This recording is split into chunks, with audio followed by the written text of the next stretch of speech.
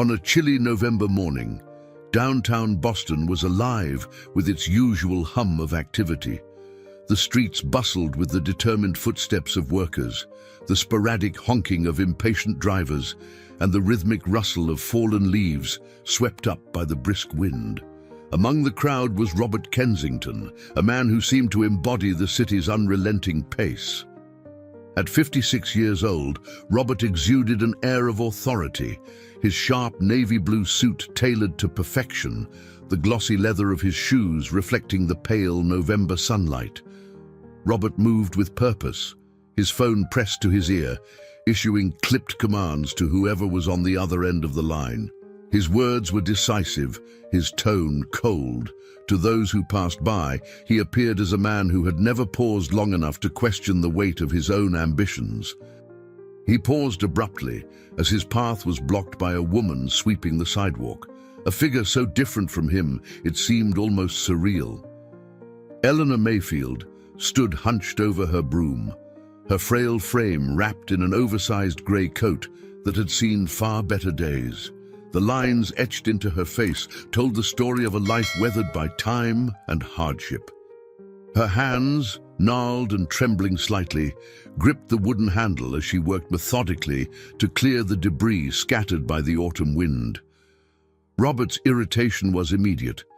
He had little patience for inconvenience, and this elderly street sweeper represented everything he viewed as inefficient and unnecessary.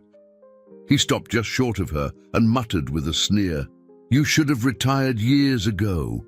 His voice was low but sharp enough to slice through the hum of the street, and it hung in the air like a cold breath on a frosty morning. Eleanor froze. She didn't look up, but the words struck her like a blow. Her hands paused on the broom, and her shoulders sagged slightly, as if the weight of the insult added to the burden she already carried. She whispered a quiet response, though it was lost in the noise of the city, her face, worn but still kind, clouded with sadness. Robert walked on without a second glance, leaving behind a woman whose dignity had been momentarily bruised but not broken.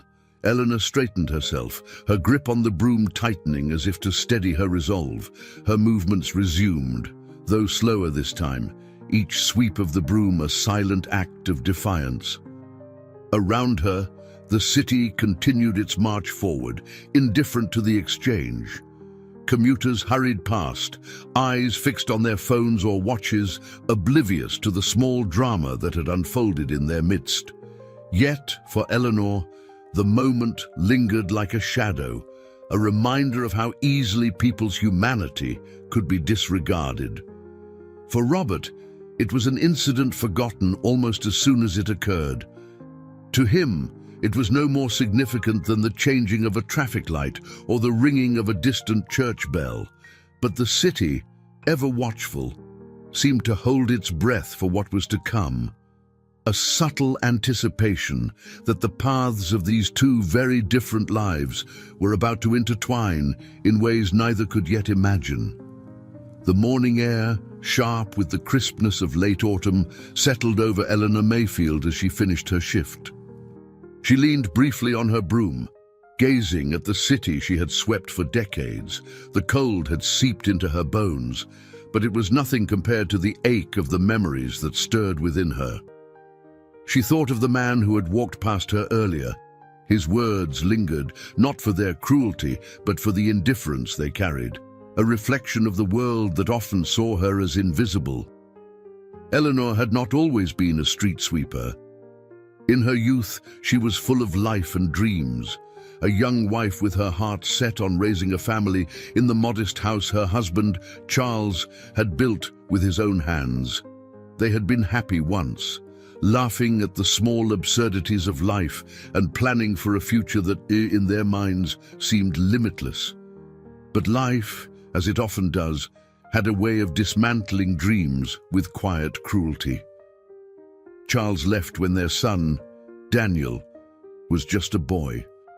The departure came without warning, only a curt note left on the kitchen table. Eleanor never truly understood why he left. She had done her best to hold the household together, but the absence of Charles was a wound that never fully healed. Still, it was her son who kept her moving forward. Daniel was a bright light, his laughter filling the small spaces of their home, his ambition shining like a beacon. Then came the day the light went out. It was a winter morning, not unlike the one she now stood in when the police officer knocked on her door. Daniel, at 19, had been in a car accident on the icy roads outside of town. He had not survived. The grief had been so profound that for a time, Eleanor wondered if she would survive it. But she did, though not without losing pieces of herself along the way. Eleanor's life became one of quiet endurance.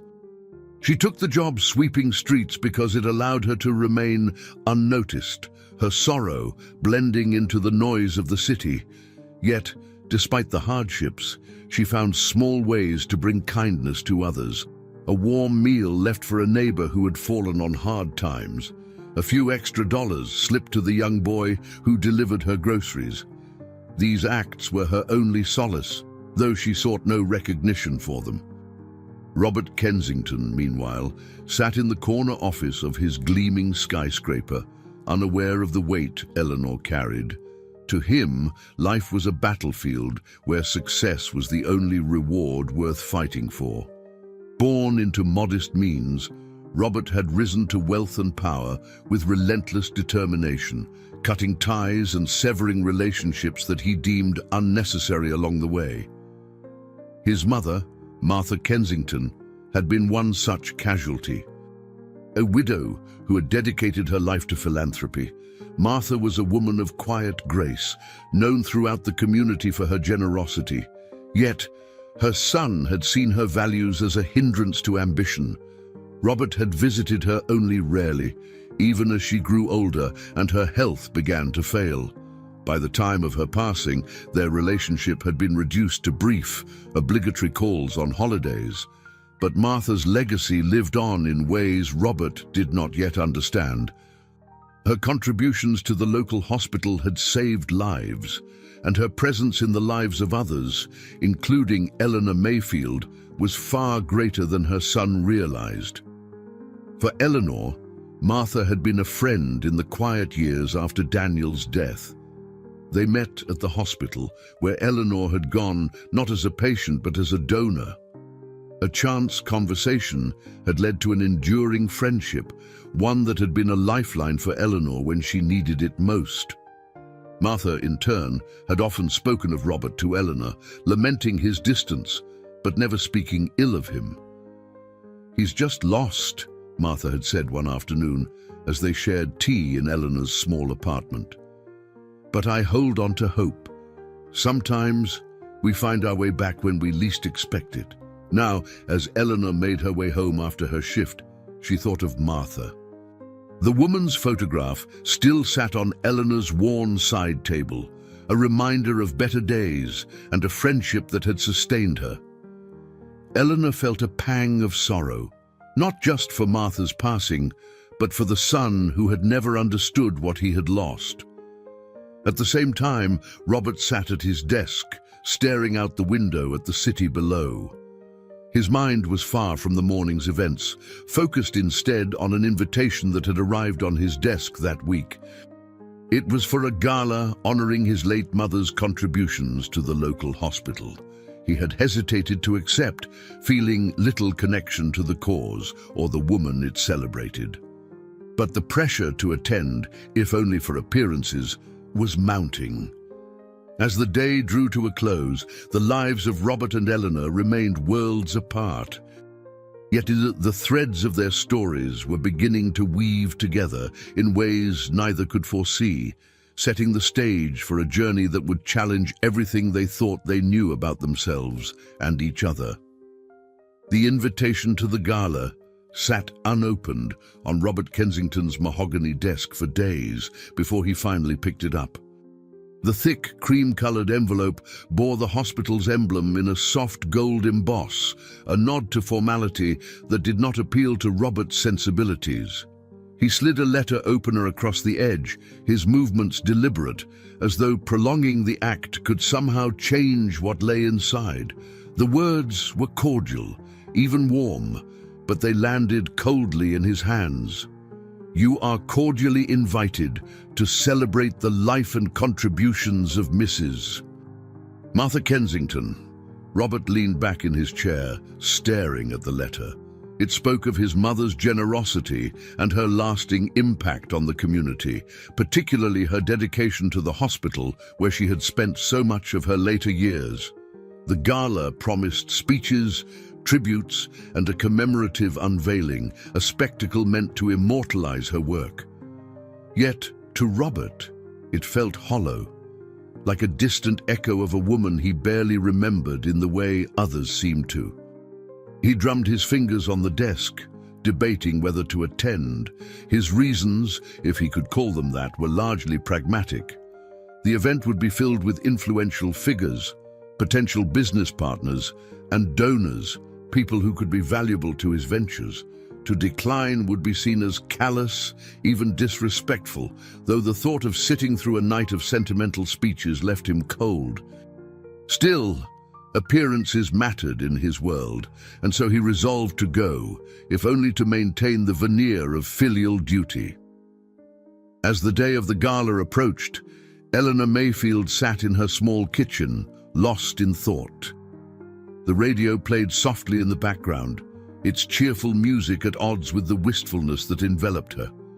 She had heard about the event through the grapevine, whispers among hospital staff and old friends of Martha Kensington.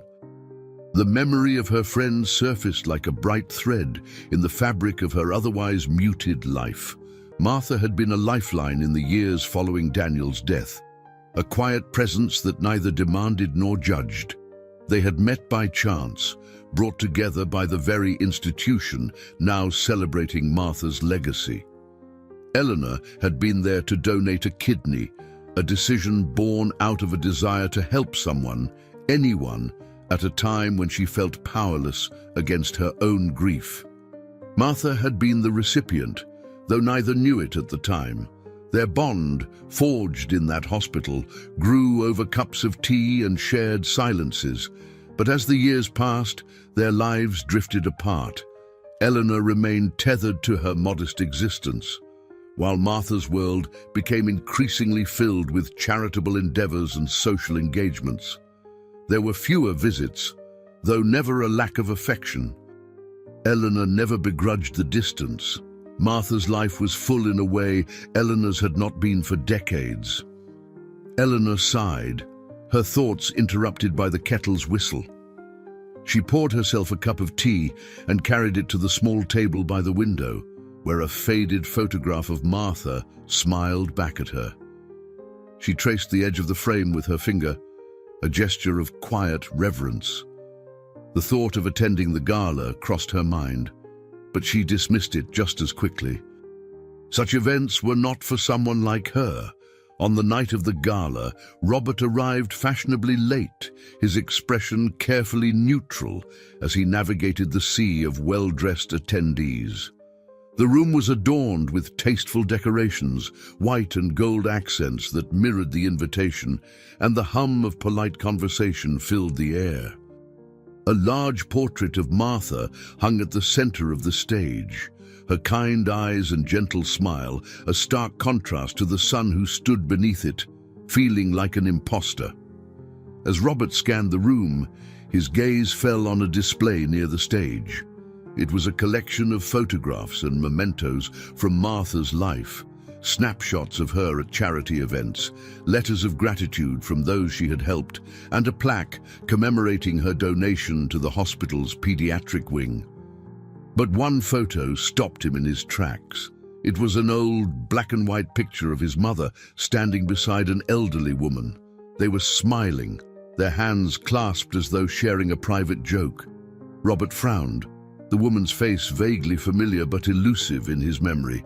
Before he could dwell on it, a voice behind him broke his reverie. "That's Mrs. Mayfield," said a staff member from the hospital, gesturing to the photo. "She was a dear friend of your mother's." They shared something very special, though I'm afraid I don't know the details. Robert nodded absently, his mind turning over the name. He was certain he had encountered her recently, but the connection refused to come into focus. Shrugging it off, he moved to the bar, his interest in the evening waning. Meanwhile, Eleanor sat at her kitchen table, staring out at the darkened street. She had thought of Martha all evening, remembering the way her laugh could fill a room and the quiet strength that had drawn people to her. She wondered what Martha would think of her now, sweeping streets and living alone in a city that barely noticed her existence. Yet, there was a quiet dignity in her solitude, a resilience born of years spent surviving what life had taken from her. Though separated by circumstances and years, the lives of Robert and Eleanor continued to circle closer, their shared history waiting patiently to be unraveled. The night ended for both in silence, yet it was a silence heavy with the promise of revelations to come. The gala wore on with all the hallmarks of such events, speeches that towed the line between heartfelt and rehearsed, polite applause from an audience more interested in their wine glasses, and an air of forced joviality. Robert Kensington, however, found himself fixated on the photograph of his mother with the woman he now knew as Mrs. Mayfield. The name continued to nag at him, as though it held a significance just beyond his grasp. As the evening concluded, Robert exited the grand hall with relief, stepping into the brisk night air. The city was quieter now, its frenetic energy subdued by the late hour. He walked a few blocks before deciding to stop for coffee. His thoughts scattered. The barista handed him a steaming cup, and he stepped outside, his free hand tucked into the pocket of his coat. It was then that he saw her again, Eleanor Mayfield, the street sweeper. She stood a few yards away, her broom propped against a wall as she adjusted the scarf around her neck. Robert froze for a moment, recognition dawning. This was the same woman from the photograph. Without intending to, his grip on the coffee cup slackened and the dark liquid sloshed over the rim, splattering onto the sidewalk and Eleanor's coat. "Oh, for heaven's sake!" she exclaimed, startled by the sudden mess. She turned to see Robert, who stood stiffly, his expression oscillating between irritation and embarrassment. "I didn't mean to," he began, but his tone betrayed his frustration more than any genuine apology. "It's just a coat," Eleanor said briskly, brushing at the damp fabric. Her voice was steady, but her eyes betrayed a flicker of recognition. She knew exactly who he was. How could she not? He had his mother's sharp features, though his demeanor lacked the warmth she had cherished in Martha. Robert's gaze lingered on her for a moment, searching for something he couldn't quite name. "You're—" he started, then stopped himself. What could he say? That he had just seen her photograph in a tribute to his mother, that he was beginning to suspect she was more than a mere acquaintance of Martha's? "I'm late," Eleanor said, cutting through his hesitation. She picked up her broom, her movements deliberate. "Good evening, Mr. Kensington." She turned and walked away, leaving Robert standing alone on the sidewalk, the half-empty coffee cup still in his hand. The air between them had been brief but charged, and Robert felt uncharacteristically unsettled. He watched her retreating figure until she disappeared around the corner. Eleanor's heart was racing as she made her way home. She had recognized Robert the moment she saw him, though she had hoped to avoid any interaction. The encounter had stirred memories she had worked hard to keep buried, memories of Martha and the unspoken bond they had shared. She wondered if Robert would piece together the connection between them, though she doubted he cared enough to try. That night, Robert returned to his apartment, a sleek and modern space that reflected none of the warmth of his upbringing. He placed the coffee cup on the counter and walked to his study, where an unopened box of his mother's belongings sat in the corner. He had avoided the box for months, reluctant to face the remnants of a relationship he had let wither long before her death. But something about the evening, Eleanor's face, the photograph, the nagging sense of unfinished business, compelled him to open it. He knelt beside the box and lifted the lid, revealing an assortment of items: a silk scarf that still faintly carried Martha's perfume, a leather-bound journal, and a stack of letters tied with a faded ribbon. Among the letters was an envelope with his name written in his mother's careful handwriting. His breath caught as he opened it, the paper trembling slightly in his hands. The letter was dated several years earlier, written during one of the many periods of silence between them. "My dearest Robert," it began, "there are things I wish I had told you while I still had the chance. Life has a way of slipping through our fingers, and I fear I have allowed too much time to pass without sharing the truths that matter most." The letter went on to describe a profound gratitude Martha had felt towards someone who had saved her life, a friend who had made an extraordinary sacrifice. The details were vague, but one line stood out: "She gave me the gift of time, something I could never repay. I hope you will one day understand the depth of her kindness." Robert sat back on his heels, the letter resting on his lap. His mother's words echoed in his mind, their weight pressing down on him. Could the woman he had seen tonight, the street sweeper with the trembling hands, be the friend his mother had written about? And if so, what kind of sacrifice had she made? As the city settled into the quiet hours of the night, Robert's mind churned with questions. He was a man accustomed to finding answers, to solving problems with cold precision, but this felt different. The answers he sought now carried a weight he wasn't sure he was prepared to bear. And yet, he knew he couldn't ignore the threads that were beginning to unravel before him. The following evening, Robert found himself sitting in his study, the letter from his mother still on the desk before him. The words seemed to grow heavier each time he read them, as if their meaning deepened with every glance.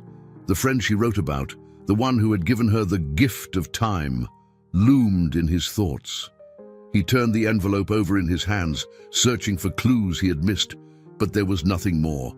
His mother's handwriting, once so familiar, felt distant now, like a voice from another time.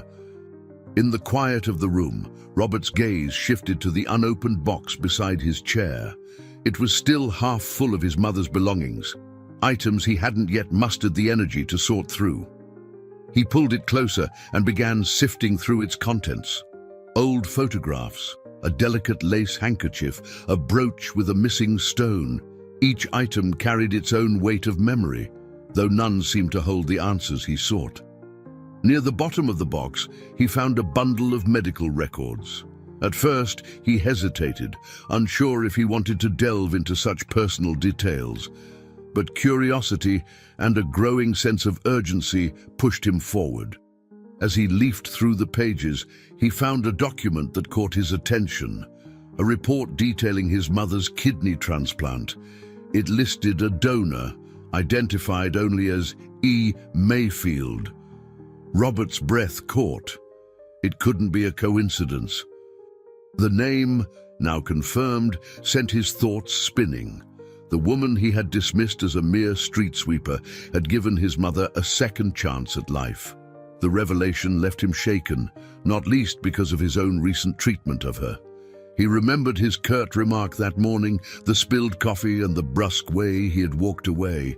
Shame prickled at the edges of his mind, though he pushed it aside for the moment.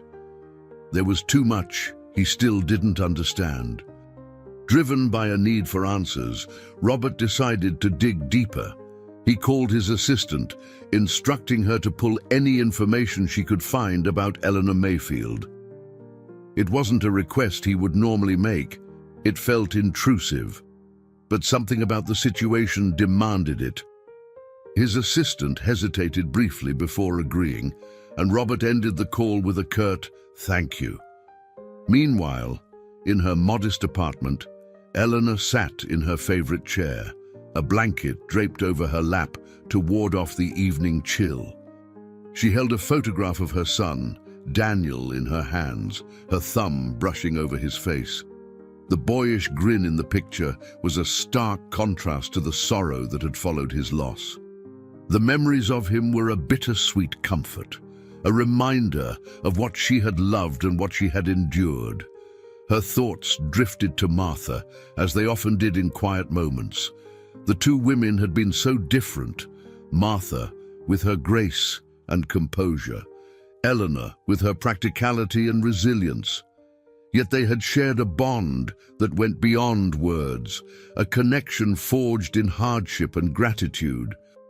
Martha had never treated Eleanor with anything less than respect, even when their lives had diverged so starkly. Eleanor wondered if Robert, her son, could ever understand that kind of connection. The sound of a knock at her door startled her. She wasn't expecting anyone and rarely had visitors. Rising slowly, she made her way to the door, peering through the peephole. To her surprise, it was a young delivery boy holding a small package. She opened the door, thanked him, and took the package inside. It contained a framed photograph, one she hadn't seen in years, a picture of herself and Martha, taken not long after the transplant. The accompanying note was unsigned, but the words were unmistakable. "For everything you've given." Eleanor stared at the photograph, her emotions a jumble of surprise, nostalgia, and unease. Who could have sent it? She wondered if Robert had begun piecing things together, though she dismissed the thought almost as quickly as it came. He had seemed so distant, so uninterested in anything beyond his own world. At the same time, Robert sat in his office, the glow of his computer screen illuminating his face. The report from his assistant had arrived, detailing Eleanor's life with a clarity that felt almost invasive. He learned of her years as a devoted mother, her struggles after losing her son, and her unyielding work ethic despite the hardships she faced. But it was the mention of her donation to his mother that struck him most. The report described the decision as a selfless act, made with no expectation of recognition or reward. The more he read, the heavier his guilt became. Robert, a man who had prided himself on his achievements, suddenly felt hollow in the face of Eleanor's quiet sacrifice. Her life, so far removed from his own, carried a depth he couldn't ignore. He stared out the window, the city lights stretching endlessly before him. For the first time in years, he felt an unfamiliar pull, an urge to confront the parts of himself he had long buried. As the night deepened, both Robert and Eleanor sat with their thoughts, their lives still separate but undeniably intertwined. The truths they each held waited patiently, like the slow ticking of a clock, ready to reveal themselves in their own time. The days that followed brought a restlessness to Robert Kensington's life that he could not ignore. He was a man accustomed to clear goals and calculated decisions, but Eleanor Mayfield's quiet presence, now illuminated by the truth of her past, unsettled him in ways he couldn't yet articulate. The more he thought about her, the more he felt a strange mixture of guilt and fascination. How had this woman, who had given so much, been reduced to a life of obscurity and toil? And why had he never noticed her before? Robert's curiosity soon turned into action. He hired a private investigator, a discreet professional whose work would not invite attention. "I need to understand who she is," Robert explained during their brief meeting, though he offered little detail about why. The investigator, used to such vague requests, nodded and promised to report back within the week. While Robert waited, Eleanor continued her routine, though it grew harder with each passing day. The chill of November seemed to burrow into her bones, and her hands, stiff from years of labor, trembled more frequently now. She rarely allowed herself to acknowledge her physical limitations, clinging to her broom and her independence with the same determination that had carried her through life's hardships. But even she could feel the weight of time pressing down on her, whispering that it might soon be too much to bear. At the end of her shifts, Eleanor returned to her small apartment, her solitude both a comfort and a reminder of what she had lost. She avoided looking at the overdue rent notices that had begun to pile up on the kitchen counter. The letters, stamped with red warnings, felt like accusations she could not refute. Eleanor prided herself on paying her way, even when it meant sacrifices, but this time the numbers refused to add up. The thought of losing her home, a space that held the last tangible connections to her son and to Martha, was almost too much to bear. Still, she told no one of her troubles. To Eleanor, asking for help felt like surrender, a compromise of the dignity she had worked so hard to maintain. She kept her struggles to herself, presenting a calm facade to the world, even as her health and circumstances began to unravel. For Robert, the week felt interminable.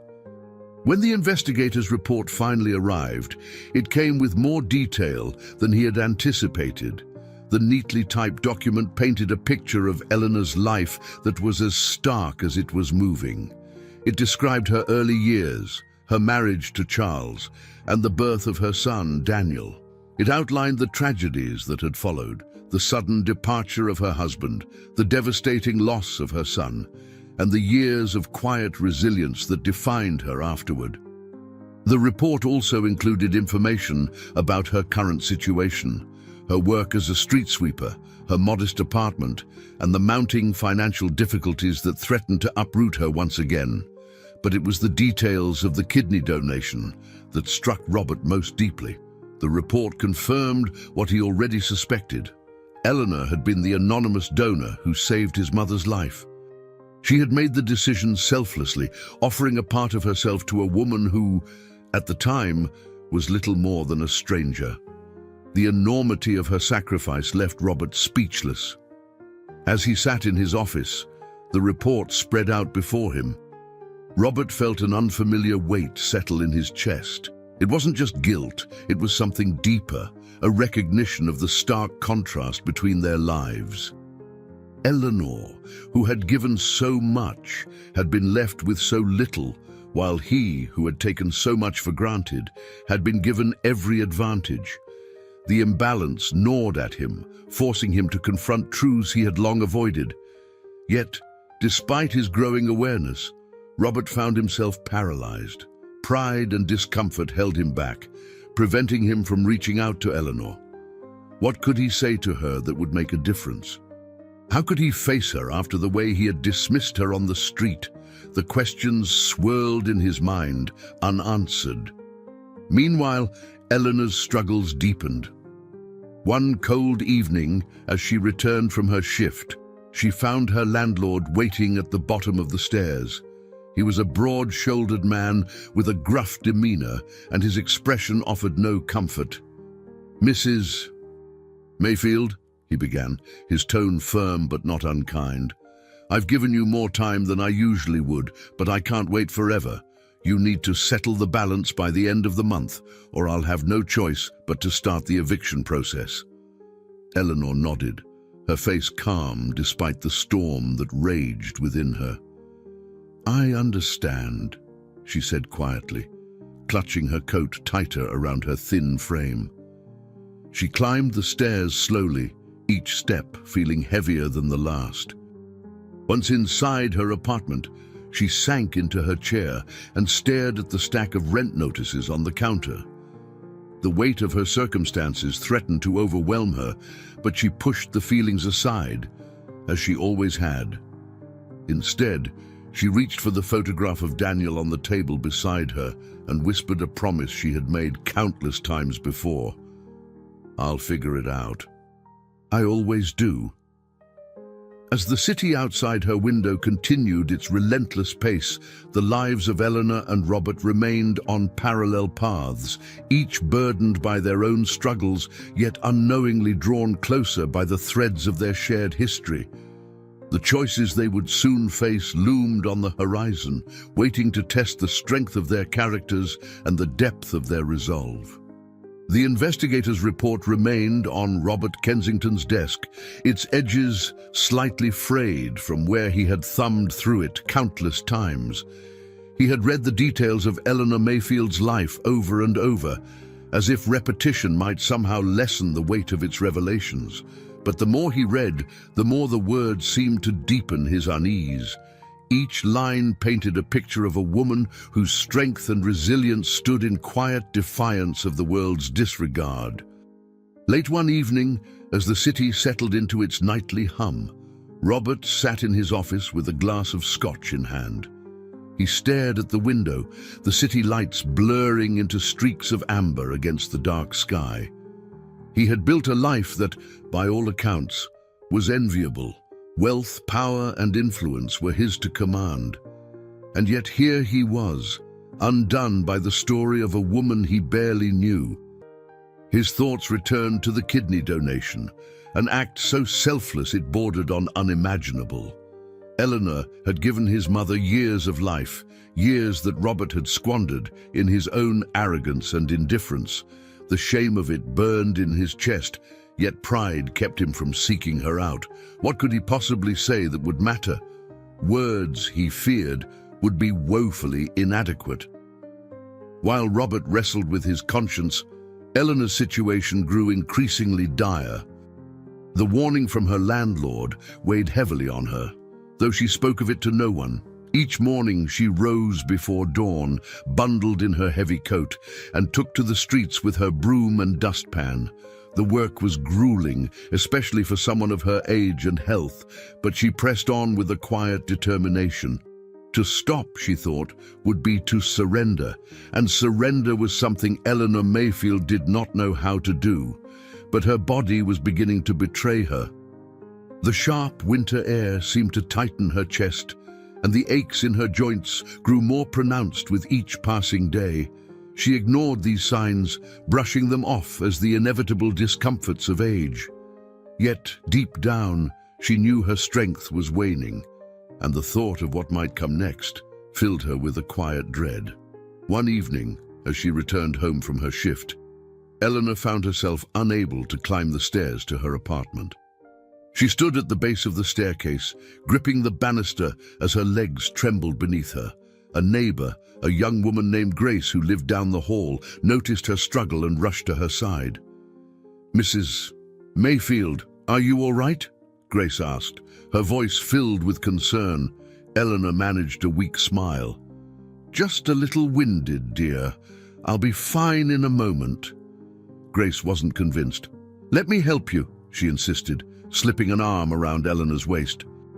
Together, they slowly made their way up the stairs, Eleanor's breaths coming in shallow gasps. Once inside her apartment, Grace helped Eleanor into her chair and brought her a glass of water. "You shouldn't be doing this alone," Grace said gently. "Is there anyone I can call? Family, maybe?" Eleanor shook her head. "No family," she replied, her voice barely above a whisper. "Just me." Grace's face softened. "Well, you've got me at least. If you need anything, just knock on my door, all right?" Eleanor nodded, grateful but reluctant to accept help. As Grace left, Eleanor sat in her chair, staring out the window at the darkened street below. The weight of her circumstances pressed down on her, yet she couldn't bring herself to ask for assistance. Pride, that stubborn guardian of her independence, refused to yield. At the same time, Robert found himself haunted by memories of his mother. He thought of her laugh, the way she used to hum while tending to her garden, and the warmth of her presence, which had always seemed so effortless. He had taken her for granted, dismissing her values as quaint and her kindness as naive. Now, in the wake of Eleanor's story, those memories carried a sharp sting of regret. One evening, unable to silence the turmoil in his mind, Robert made his way to the apartment building where Eleanor lived. He had found the address in the investigator's report, though he wasn't sure what he hoped to accomplish by going there. He stood outside her door, his hand poised to knock, but the courage to follow through eluded him. The weight of his shame and the fear of rejection held him back. Inside, Eleanor sat in her chair, clutching the photograph of her son. She thought of Daniel often these days, his smile a distant but comforting memory. She wondered what he would say if he could see her now. Would he be proud of her resilience, or would he wish she had allowed herself to lean on others for once? Robert lingered outside the door for several minutes before turning away. He descended the stairs, his footsteps echoing in the quiet building. As he stepped into the cold night, he vowed to find another way to make things right, though he had no idea what that might be. The lives of Robert and Eleanor continued to orbit each other, their paths drawing ever closer. Each carried burdens they struggled to shoulder alone, unaware of how deeply their fates were entwined. The city, indifferent as ever, held its breath, waiting for the moment when their worlds would finally collide. The next morning brought with it a pale sunlight that did little to lift the spirits of those going about their business in the city.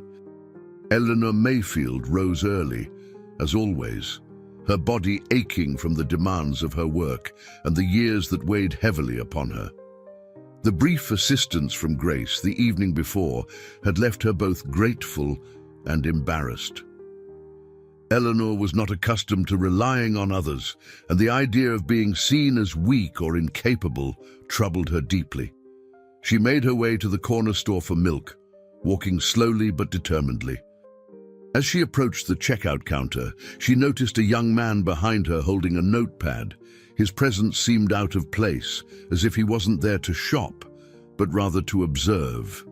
Eleanor dismissed him with a quick glance, though a faint unease lingered as she left the store.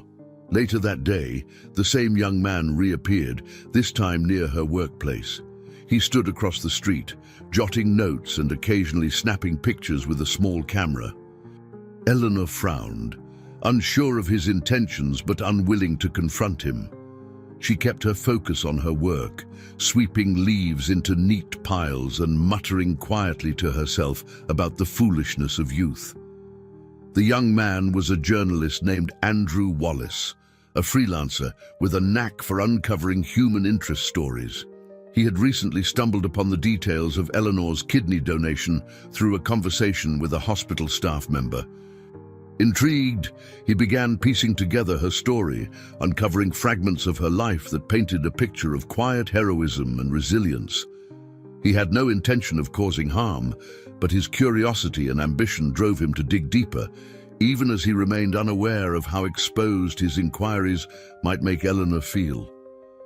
Meanwhile, Robert Kensington sat in his office, still grappling with the weight of the investigator's report and his own inaction. His mind often wandered back to his late mother, to the countless opportunities he had missed to truly know her.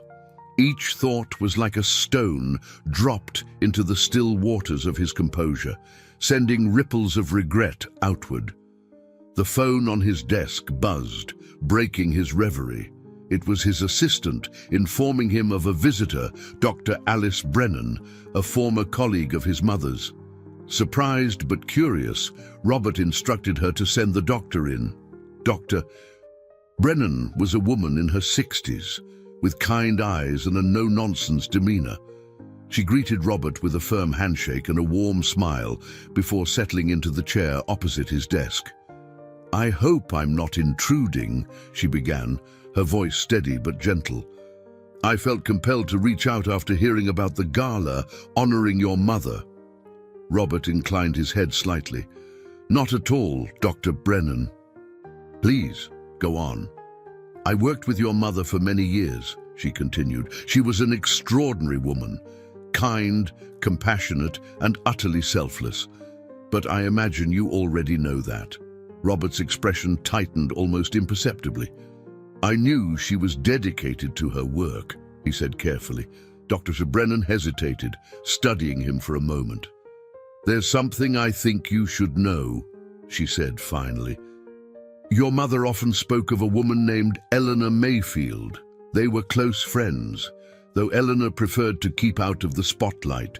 What she did for your mother, her donation, was nothing short of miraculous. Martha never stopped being grateful for it. Robert's jaw clenched as he absorbed her words. "I've recently come to understand that," he admitted, "but I fear I've already failed to honor her properly." "It's never too late to show gratitude, Dr. Brennan replied, her tone firm but encouraging. "Eleanor is not the kind of person who seeks recognition, but that doesn't mean she doesn't deserve it." Their conversation lingered with Robert long after Dr. Brennan had left. Her words felt like a challenge, a call to action that he could no longer ignore. Yet, he struggled with the question of how to approach Eleanor, how to bridge the chasm between them without causing further harm. Across town, Andrew Wallace sat in a coffee shop, reviewing his notes and photographs. His excitement over the story was palpable. He believed it had the potential to move hearts and inspire change. But as he pieced together the narrative, he began to sense the delicate nature of Eleanor's situation, her modest lifestyle, her advanced age, and her apparent aversion to attention suggested a woman who valued her privacy above all else. Still, Andrew felt a responsibility to tell her story, to shine a light on the quiet heroism that so often went unnoticed in the noise of the world. He decided to approach her directly, hoping to gain her permission to publish the article. With his notepad tucked under his arm, he set off toward her apartment, unaware of the storm his actions might unleash. That evening, Eleanor returned home to find Andrew waiting at her door. He introduced himself politely, explaining his intentions and asking if she would be willing to share her story. Eleanor listened in silence, her expression growing increasingly guarded as he spoke. When he finished, she shook her head firmly. "I'm sorry, young man, but my life isn't a story for the papers," she said. "Whatever you've heard, let it stay in the past where it belongs." Andrew nodded, sensing the finality in her tone. "I understand," he said, though disappointment flickered in his eyes. "Thank you for your time." As he walked away, Eleanor closed the door and leaned against it, her heart heavy. She had spent years trying to live quietly, to avoid the gaze of a world that often judged without understanding. The thought of her private sacrifices being exposed filled her with unease, though she couldn't quite articulate why. In that moment, the lives of Eleanor, Robert, and Andrew intersected in ways none of them fully understood. The threads of their stories, woven so tightly together, continued to pull them toward a reckoning that would change them all. Robert Kensington's office had always been a place of focus, a sanctuary where decisions were made with precision and purpose. Yet now, it felt oppressive, filled with the weight of his thoughts. He sat at his desk, his hands clasped tightly, as he stared at the investigator's report for what felt like the 100th time. The words blurred together, their meaning already ingrained in his mind. Eleanor Mayfield's life, so vastly different from his own, had become a mirror reflecting his failures, not just as a son, but as a man. The conversation with Dr. Alice Brennan lingered in his thoughts, her words piercing through his carefully constructed defenses. "It's never too late to show gratitude," she had said. But gratitude, Robert realized, was not a simple thing to express when it came laden with years of neglect and arrogance. He wondered if his mother had ever truly forgiven him for his indifference, and if Eleanor, who had given so much to a woman he had taken for granted, could ever forgive him now. As these thoughts churned in his mind, Robert felt an unfamiliar pull, a need to confront the ghosts of his past and the truths he had avoided for so long. He rose from his desk, grabbed his coat, and made his way to the car. His destination was Eleanor's apartment, the address etched into his memory from the investigator's report. The drive through the city was slow, the streets choked with evening traffic. The radio played softly in the background. Though Robert paid little attention to the music, his thoughts were consumed by what he might say to Eleanor, how he could possibly bridge the chasm that separated them.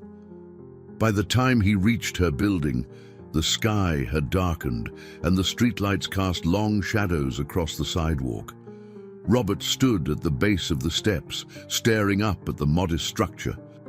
It was a far cry from the luxury he was accustomed to, yet it held a quiet dignity, much like the woman who lived within. He climbed the stairs slowly, each step heavy with uncertainty. When he reached her door, he hesitated, his hand hovering just above the wood. The thought of facing her, of acknowledging the depth of her sacrifice and his own shortcomings, felt almost insurmountable. Inside, Eleanor sat in her chair, her hands folded in her lap as she stared at the photograph of her son. The earlier encounter with Andrew Wallace had left her unsettled, though she had done her best to push it from her mind. The thought of her life being turned into a public story, stripped of its privacy and dignity, was unbearable. She had always lived quietly, finding solace in the small acts of kindness she offered to others. To be thrust into the spotlight, even briefly, felt like a betrayal of everything she held dear. A sudden knock at the door broke through her thoughts, startling her. She rose slowly, her movements careful, and made her way to the door. When she peered through the peephole, her heart skipped a beat. Standing on the other side was Robert Kensington, his expression unreadable. Eleanor hesitated, her hand on the doorknob. She debated not answering, pretending she wasn't home, but something in Robert's face stopped her. With a deep breath, she turned the knob and opened the door, her gaze meeting his. "Mrs. Mayfield," Robert began, his voice quieter than she expected. "May I come in? I'd like to speak with you." Eleanor's brow furrowed, suspicion flickering in her eyes. "What is it you want, Mr. Kensington?" she asked, her tone wary. Robert shifted uncomfortably. I want to apologize," he said finally, "for the way I spoke to you, and for so much more. I've come to understand things about you that I should have known long ago." Eleanor studied him for a long moment, her silence stretching between them. Finally, she stepped aside, motioning for him to enter. Robert stepped inside, his presence filling the small apartment in a way that felt almost intrusive. He glanced around, taking in the modest furnishings, the carefully arranged photographs, and the faint smell of lavender that lingered in the air. Eleanor gestured for him to sit, and he did, perching awkwardly on the edge of the chair across from her. She returned to her own chair, her posture straight and her gaze steady. "Well," she prompted, her voice calm but firm, "what is it you've come to say?" Robert took a deep breath, his hands clasped tightly in his lap. "I've recently learned about what you did for my mother," he began. "The sacrifice you made. It's extraordinary. And I've come to realize how deeply I've failed to honor that. I never took the time to understand the people who mattered most to her, or to acknowledge the kindness that saved her life." Eleanor's expression softened slightly, though her guard remained up. "I didn't do it for recognition, Mr. Kensington," she said. "And I certainly didn't do it for you." "I know," Robert said quickly. "That's what makes it all the more remarkable. But I also know that my mother held you in the highest regard, and I want to do right by her memory, and by you." The sincerity in his voice surprised Eleanor, though she wasn't ready to lower her defenses entirely. "What exactly are you proposing?" she asked, her tone cautious. Robert hesitated, struggling to find the right words. "I'm not sure yet," he admitted, "but I want to help. Whatever you need, whatever I can do to ease the burdens you've carried for so long." Eleanor's gaze softened further, though a faint sadness lingered in her eyes. "You can't erase the past, Mr. Kensington," she said gently, "but perhaps there's a way forward." Their conversation hung in the air, tentative and fragile, like the first steps of a journey neither of them fully understood. The morning air was heavy with the smell of damp pavement as Eleanor walked slowly to her usual spot on the street. The weight of her conversation with Robert lingered in her thoughts, casting a shadow over the routine tasks that usually brought her a sense of calm. His visit the previous evening had stirred emotions she had worked hard to keep buried, gratitude for his attempt to reach out, but also skepticism about his true intentions. Eleanor swept the sidewalk with deliberate motions, her hands gripping the broom tighter than usual. Around her, the city bustled with its typical indifference. Commuters rushed past, cars honked in the distance, and the faint hum of conversation filled the air. She focused on the rhythmic sweep of her broom, trying to ground herself in the familiar, but her solitude was disrupted when she noticed a small crowd gathering at the edge of the block. Murmurs rippled through the group, and soon she realized the cause of their interest. A young journalist, Andrew Wallace, had published an article about her. The headline, bold and uncomfortably personal, read, "The Unsung Hero Who Gave Everything, Eleanor Mayfield's Story of Sacrifice." Eleanor's heart sank as she read the words on a discarded copy of the newspaper someone had dropped on the ground. Her story, once private and known only to a select few, was now laid bare for the world to see. The article painted her as a figure of quiet heroism, detailing her donation to Martha Kensington and the hardships she had endured since. It spoke glowingly of her resilience and kindness, but to Eleanor it felt like an intrusion, a violation of the life she had carefully guarded. People began to approach her, their faces filled with curiosity and, in some cases, admiration. "Mrs. Mayfield, is it true?" one woman asked, her voice tinged with awe. "You gave a kidney to save that Kensington woman." Eleanor's cheeks flushed with embarrassment. She muttered a polite response, brushing off the attention as best she could. But the crowd lingered. Questions came from all sides, each one chipping away at the anonymity she cherished. She longed to retreat, to disappear into the quiet sanctuary of her apartment, but the stares and whispers followed her, even as she finished her shift and made her way home. By the time she reached her door, she felt drained, her usual strength eroded by the weight of unwanted attention. She slumped into her chair, her hands trembling as she unfolded the newspaper she had brought with her. The article, though well-meaning, felt like a betrayal of the life she had chosen to lead. It exposed parts of her story she had never intended to share, turning her private sacrifices into public spectacle. Meanwhile, Robert Kensington sat in his office, staring at a copy of the same newspaper. The article had not gone unnoticed by the business community, and his phone had been ringing all morning with calls from colleagues, journalists, and even acquaintances from his past. Most of them were curious about his reaction to the piece, while others offered thinly veiled criticisms of his apparent neglect toward the woman who had saved his mother's life. The shame that had been simmering within Robert now boiled over into frustration, not just with himself, but with the world's sudden interest in Eleanor's story. He knew that the article, while praising her, had also exposed her to a level of scrutiny she had not sought or deserved. He felt responsible, even though he had not been the one to reveal her story. Unable to ignore the situation any longer, Robert picked up his phone and called Eleanor.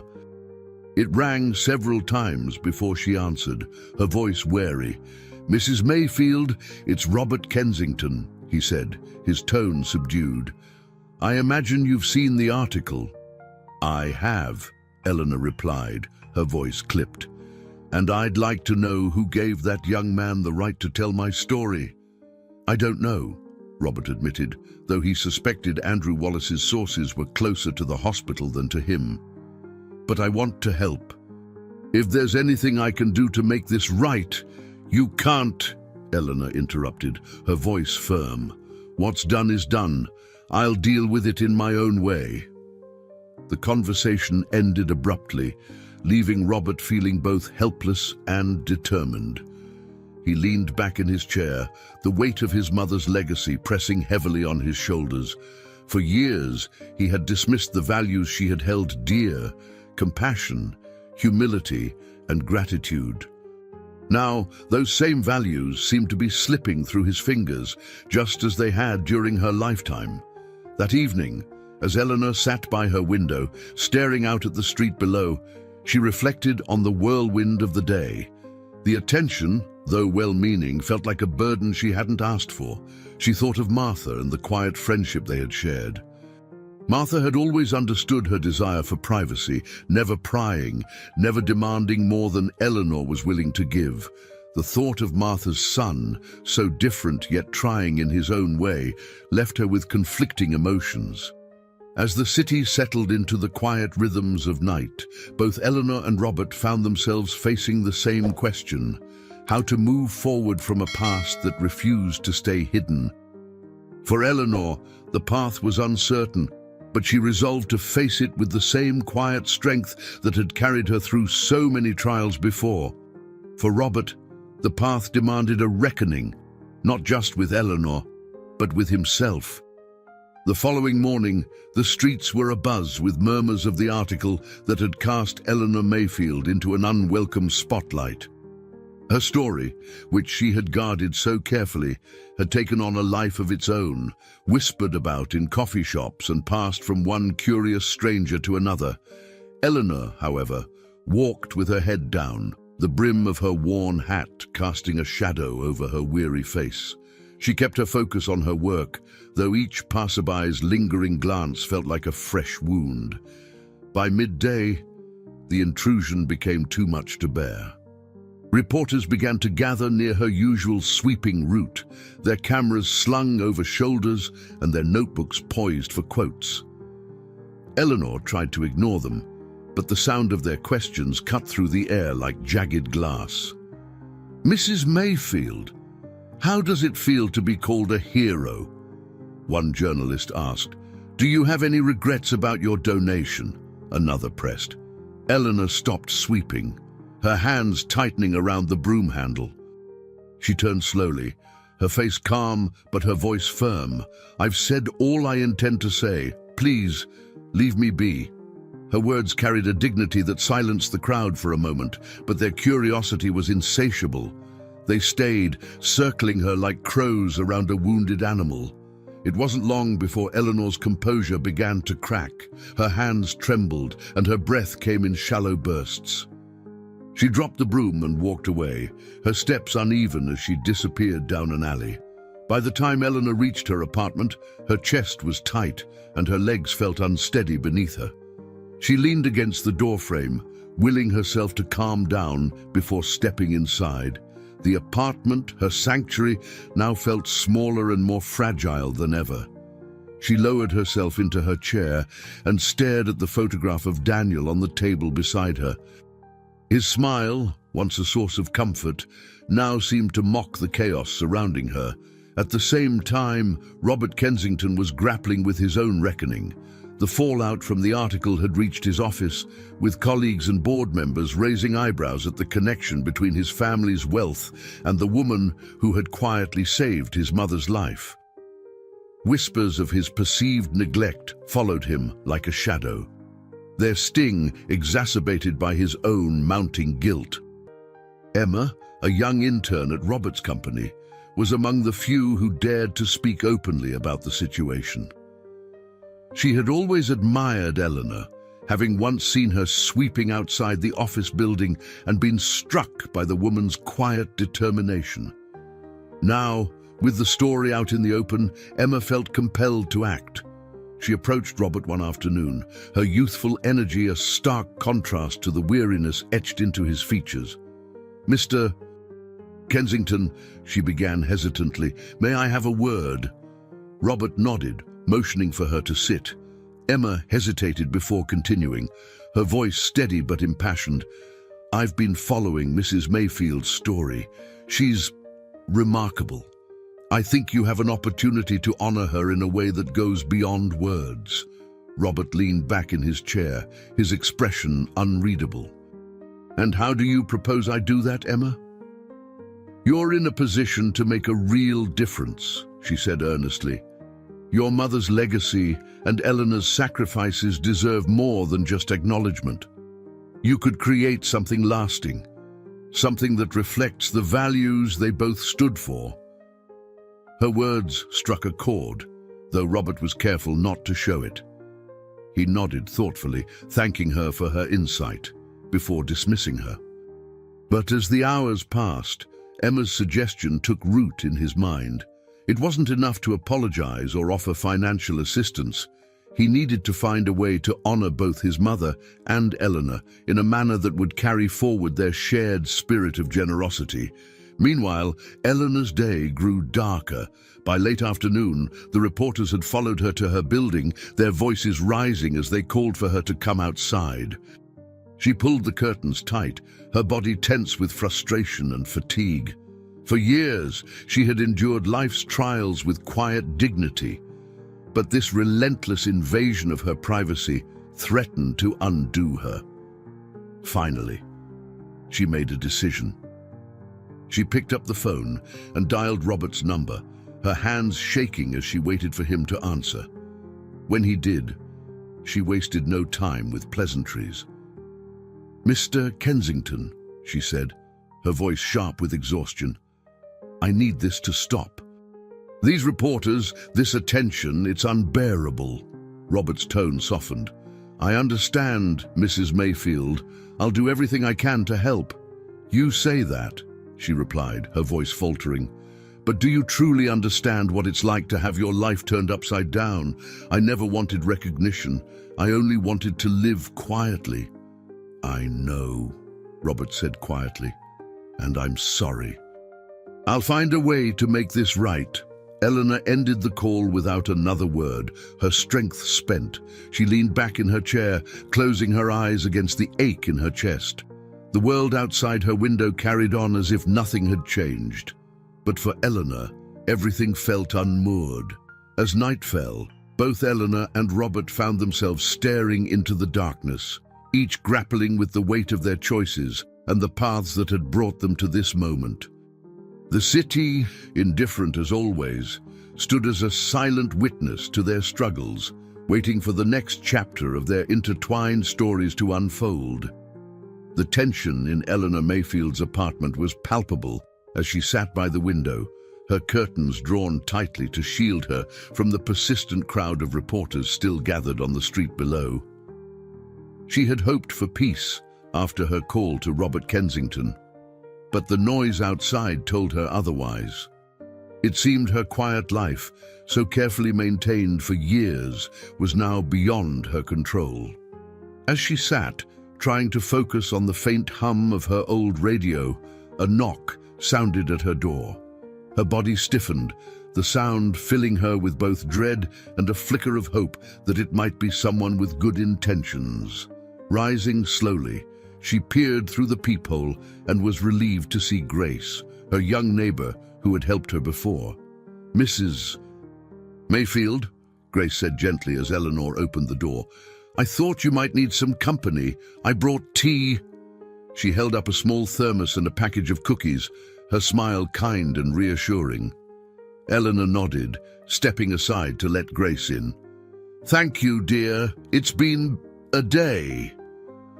The two women settled at the small kitchen table, Grace pouring the tea, while Eleanor watched her with a mixture of gratitude and weariness. "I saw the article," Grace began cautiously. "I can't imagine how overwhelming this must be for you." Eleanor sighed, her hands cradling the warm cup. "It's not just overwhelming, Grace. It's wrong. I've lived my life trying to avoid this kind of attention. What good does it do? Parading my story like it's a spectacle." Grace hesitated, her brow furrowing. "I think people are inspired by what you've done. Maybe they see something in your story that gives them hope." Eleanor shook her head. "They don't know the whole story. They see the sacrifice, but not the pain that came with it, or the life I've had to rebuild since." Her voice was steady, but there was a tremor of emotion beneath her words. Meanwhile, across the city, Robert Kensington stood in his office, staring out at the skyline. The conversation with Eleanor earlier that day had stayed with him, her exhaustion and frustration ringing in his ears. He knew that his efforts to help had fallen short, But Emma's words from the day before also echoed in his mind. "You're in a position to make a real difference." It was then that Robert made a decision. He picked up his phone and called Emma to his office. When she arrived, she looked at him expectantly, her hands clasped nervously in front of her. "Emma," Robert began, his tone more deliberate than usual, "you were right. Words and apologies aren't enough. I need to do more, for Eleanor, for my mother, and for others like them." Emma's face brightened with a mixture of relief and excitement. "I think that's a great idea, Mr. Kensington. What did you have in mind?" Robert leaned forward, resting his elbows on his desk.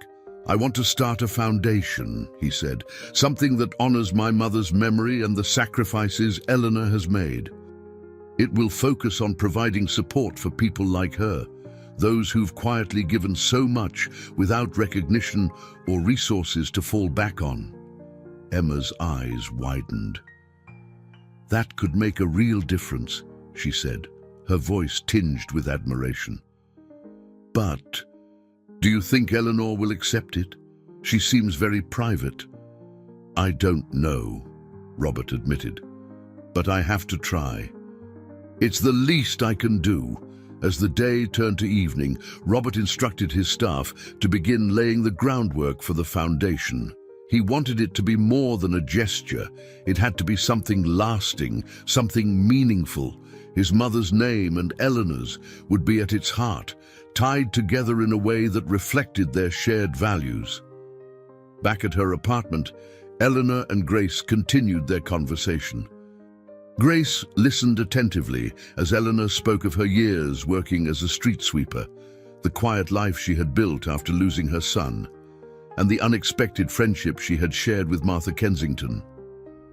Though Eleanor's tone was calm, her words carried the weight of a life shaped by both love and loss.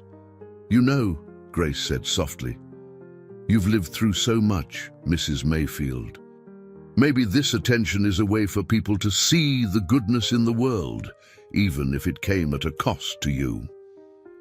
Eleanor considered Grace's words, her gaze fixed on the steam rising from her tea. "Perhaps," she said finally, "but it doesn't change how much I've lost along the way." As the night grew darker, the reporters outside finally began to disperse, leaving Eleanor with a rare moment of quiet. She walked Grace to the door, thanking her for the visit and the kindness that had softened the day's sharp edges. After Grace left, Eleanor sat by the window once more, her thoughts heavy. The world outside seemed quieter now, but the turmoil within her remained. She wondered what would come next, whether she would find a way to reclaim the peace she had worked so hard to protect. In his own apartment, Robert sat at his desk, staring at the first draft of the Foundation's mission statement. The words felt inadequate, but they were a start. He thought of his mother, of the values she had tried to instill in him, and of Eleanor, who had embodied those values more fully than he ever had. For both Eleanor and Robert, the night was filled with questions and the faint glimmer of something new, a sense that the paths they had walked separately for so long might finally begin to converge in a way neither of them could have anticipated. Eleanor Mayfield awoke early the next morning to a soft, grey light filtering through her curtains.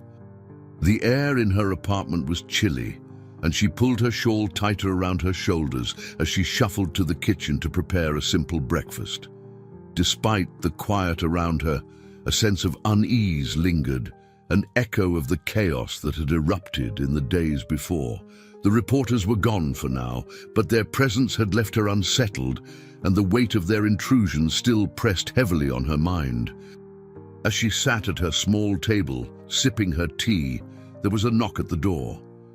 Eleanor frowned, hesitant to answer, but curiosity got the better of her. When she opened the door, she found a neatly dressed courier holding an envelope with her name written in elegant script.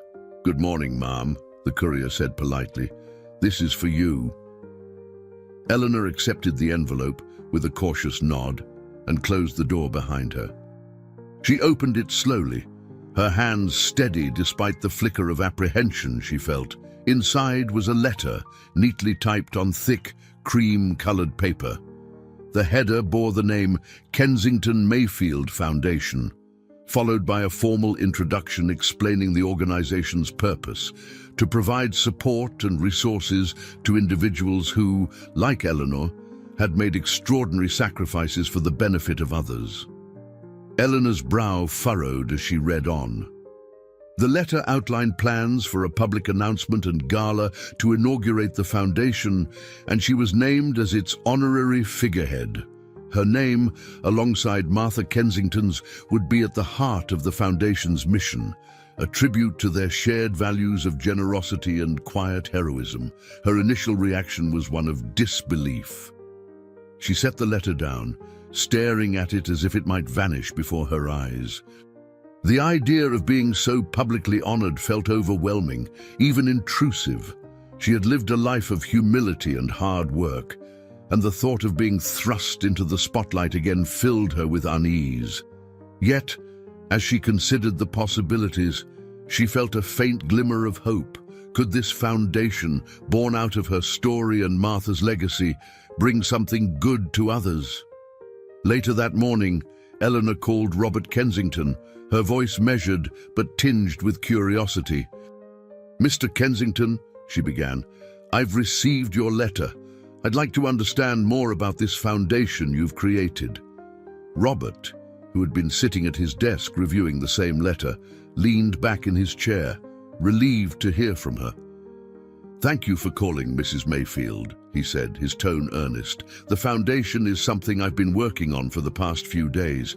It's a way to honor both my mother's memory and your incredible sacrifices. But it's more than that. It's a way to help others who find themselves in situations like yours." Eleanor was silent for a moment, her thoughts racing.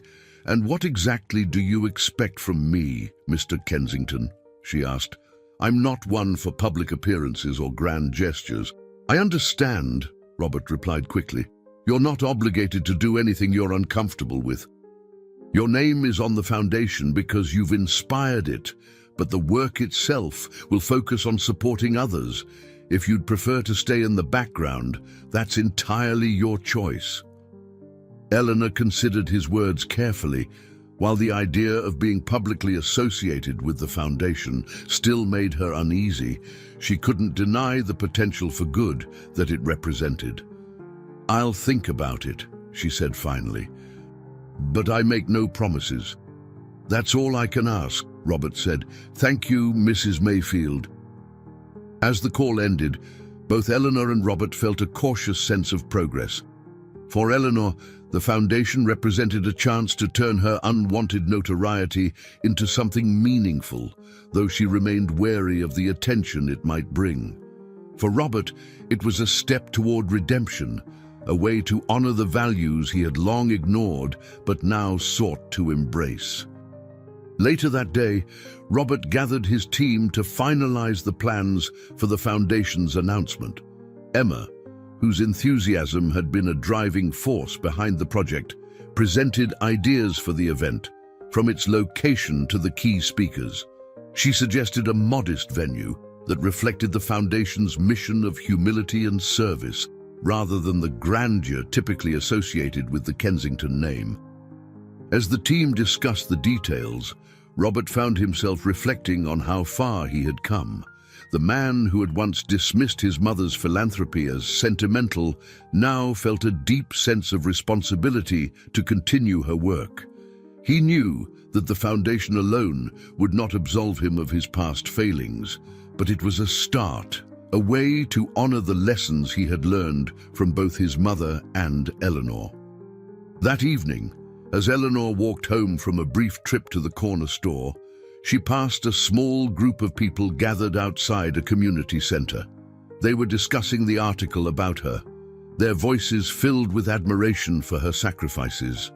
One woman, holding a young child, said softly, "It's people like her who remind us there's still kindness in the world." Eleanor paused, her heart catching at the woman's words. She had never sought recognition. Yet hearing how her actions had inspired others stirred something within her. Perhaps this foundation, this work that bore her name, could bring light to lives that had known only struggle. As she entered her apartment, the letter from the foundation still resting on her table, Eleanor felt a tentative resolve growing within her. While the path ahead was uncertain, she began to wonder if her quiet life could make room for something more, a legacy of hope and service that might carry forward long after her story was forgotten. The days that followed were a whirlwind for Eleanor Mayfield. She spent her mornings sweeping the streets as usual, her broom moving in steady, deliberate strokes, while her mind wrestled with the decisions before her. The letter from the Kensington Mayfield Foundation lay on her table at home, its neatly typed words both a source of hope and a cause for apprehension. She had told Robert she would think about it, but the idea of stepping into the public eye again filled her with dread. Meanwhile, the city seemed to buzz with news of the foundation. Local papers published glowing articles about its mission, highlighting Eleanor's story as an inspiration. Yet for all the praise, she felt no closer to peace.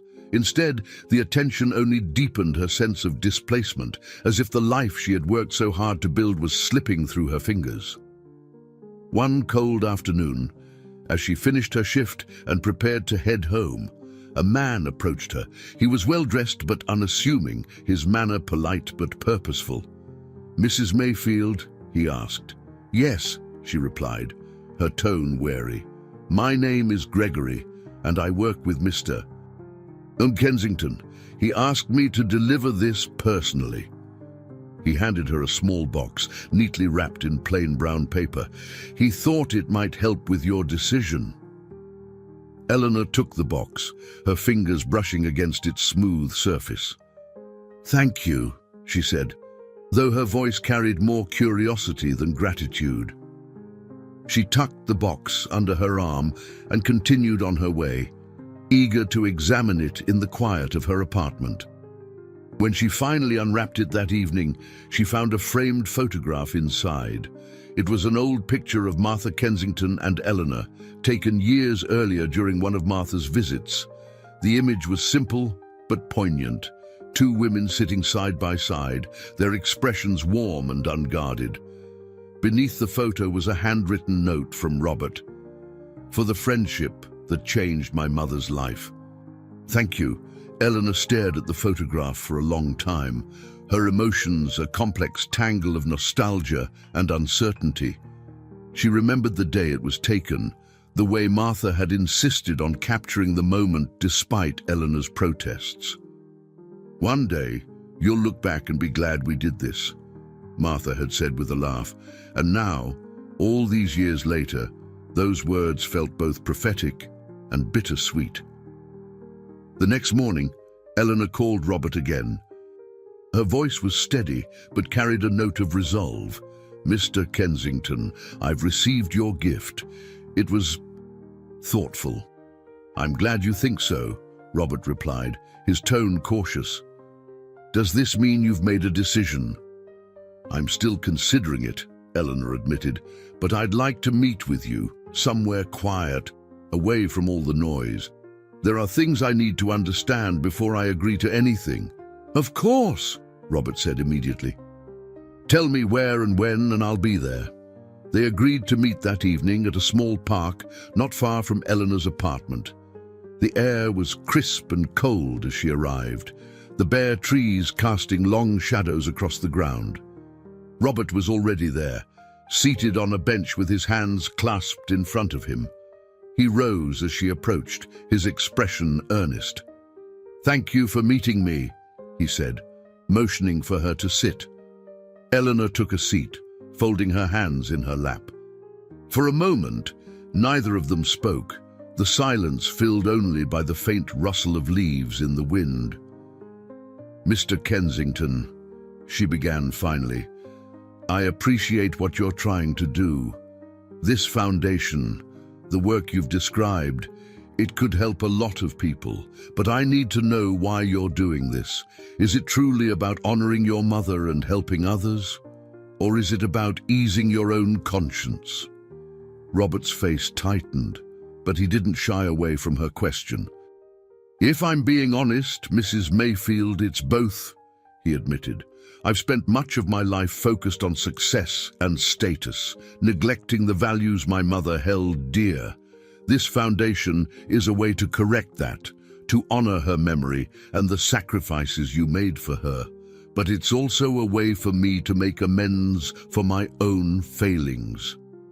Eleanor studied him, her sharp eyes searching his face for any trace of insincerity. You've made mistakes, she said finally. We all have. But redemption doesn't come from grand gestures alone.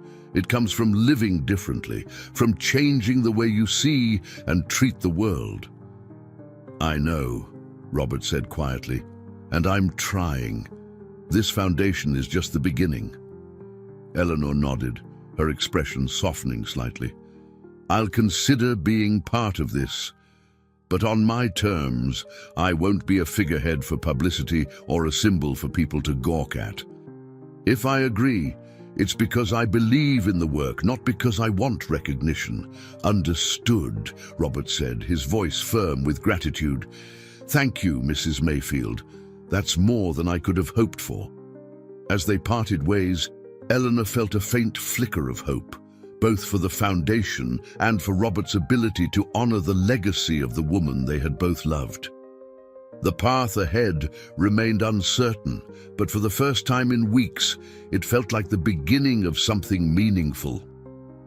The days after Eleanor's meeting with Robert were a delicate balancing act. She returned to her work on the streets, her broom sweeping the cold pavement as she tried to find some semblance of normalcy. Yet, the knowledge of the foundation's looming launch and her potential involvement weighed on her, pulling her thoughts in countless directions. It was a decision she didn't take lightly, for it carried consequences far beyond her own life. Robert, meanwhile, found himself engrossed in preparations for the foundation's official unveiling. He worked tirelessly, ensuring that every detail reflected the sincerity of its mission. He instructed his staff to avoid extravagance, insisting that the event be modest and focused on the people it aimed to help. He envisioned an event that not only honored his mother and Eleanor, but also provided a platform to highlight the stories of others who had given selflessly in the shadows. Amid the flurry of activity, Robert couldn't ignore the lingering uncertainty surrounding Eleanor's participation. She had agreed to consider being part of the foundation, but remained non-committal. The thought of her absence weighed heavily on him, for it was her story that had inspired this endeavor. Without her, the foundation's mission felt incomplete. One evening, as Robert sat in his office reviewing final plans for the launch, Emma knocked softly on the door. She stepped inside, her expression a mixture of excitement and hesitation. "Mr. Kensington, I've been working on the guest list," she began. "There's a lot of interest, especially from people who admire Mrs. Mayfield's story. But I wanted to make sure we're respecting her wishes." Robert nodded, setting down the papers in his hand. "What do you suggest?" "Maybe we should talk to her again," Emma said. "Let her know exactly what to expect and give her the space to decide how involved she wants to be. She's the heart of this foundation, but it has to be on her terms." Robert leaned back in his chair, her words striking a chord. "You're right," he said. "I'll reach out to her tomorrow." True to his word, Robert called Eleanor the next morning. The conversation was brief but earnest. He explained the plans for the launch, emphasizing that her involvement was entirely her choice. Eleanor listened, her voice calm but non-committal as she thanked him for keeping her informed. After the call, Eleanor sat in her chair, staring out the window at the bare trees swaying in the winter wind. She thought of the foundation's potential, the lives it could touch, the hope it could bring. Yet, the idea of being at the center of it all still made her uneasy. She had spent so much of her life avoiding attention, finding solace in her quiet acts of kindness. To step into the spotlight now felt like a betrayal of the principles that had guided her for so long. That evening, as she prepared for bed, Eleanor found herself drawn to the photograph Robert had sent her. She picked it up, running her fingers along the edges of the frame. The image of herself and Martha, sitting side by side with smiles that spoke of genuine friendship, stirred something deep within her. It reminded her of the bond they had shared, the quiet understanding that had required no words. In the days that followed, Eleanor noticed a change in the people around her. Neighbors she had barely spoken to before stopped to greet her warmly, their faces lit with admiration. Grace, her young neighbor, visited often, bringing small comforts like tea and baked goods. Even the people she passed on the street seemed to regard her with newfound respect. Yet for all the kindness, Eleanor felt a quiet longing for the simplicity she had lost. One afternoon, as she swept the streets near her building, she saw a woman standing nearby, holding a child's hand. The woman approached cautiously, her expression tentative. "Mrs. Mayfield," she said softly, "I just wanted to thank you for what you did for the Kensington family and for everything you've endured. People like you remind us that there's still goodness in the world." Eleanor looked at the woman, her usual reserve softening. "Thank you," she said quietly, her voice tinged with both humility and gratitude. The interaction, brief as it was, stayed with her as she finished her shift and returned home. That evening, Eleanor called Robert once more. Her voice was steady, though her words carried the weight of her deliberation. "Mr. Kensington," she said, "I've thought about the foundation. I'll attend the launch, but I want to keep my role modest. I'll be there to support the cause, not to be its centerpiece." Robert's relief was palpable, even over the phone. "Thank you, Mrs. Mayfield," he said. "Your presence means more than you know." As the call ended, both Eleanor and Robert felt a sense of resolution. For Eleanor, the decision to attend was a small but significant step toward embracing a new chapter in her life. For Robert, it was a chance to honor the legacy of two women who had shaped him in ways he was only beginning to understand. In the quiet of her apartment, Eleanor placed the photograph of herself and Martha back on the table. The decision to step forward, even cautiously, felt like a tribute not only to her friend, but to the values they had shared, a belief in the power of kindness and the quiet strength of those who give without expecting anything in return. The day of the foundation's launch arrived, cloaked in the grey skies of an early winter morning. The air was heavy with anticipation as staff bustled around the modest venue, ensuring every detail was in place. Inside, the space was simple yet inviting, adorned with photographs of individuals whose quiet sacrifices mirrored Eleanor's story. Tables held displays of handwritten letters and testimonials from families whose lives had been transformed by acts of kindness. This was no grand gala, but a sincere homage to the values the foundation sought to uphold. Eleanor arrived early, her heart a mix of apprehension and resolve. She wore a simple navy dress, one she had reserved for special occasions, but rarely had cause to wear. As she stepped into the venue, she paused, taking in the scene before her. The hum of quiet conversations filled the air, punctuated by the clinking of glasses and the soft shuffle of footsteps. She felt a wave of uncertainty. What place did she have here, in a room full of people who now saw her as something she never aspired to be? Robert Kensington noticed her arrival and quickly crossed the room to greet her. He wore a tailored suit, though his demeanor was uncharacteristically humble. "Mrs. Mayfield," he said warmly, extending his hand, "I'm so glad you came." Eleanor nodded, her expression reserved. "I said I would," she replied. "But I still don't know if this is where I belong. You belong here more than anyone." Robert said, his voice sincere. "This foundation exists because of you."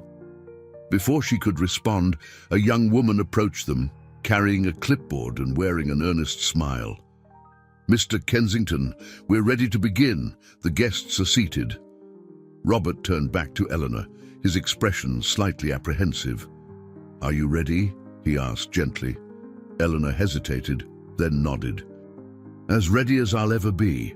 The two made their way to the front of the room, where rows of chairs were filled with people from all walks of life. Some were community leaders, others were families who had benefited from similar acts of kindness, and many were strangers who had been inspired by the story that had brought them all together. As the room quieted, Robert stepped forward to address the crowd. "Ladies and gentlemen," he began, his voice steady, "thank you for being here today. This foundation is more than an organization. It's a testament to the power of generosity, humility, and quiet heroism.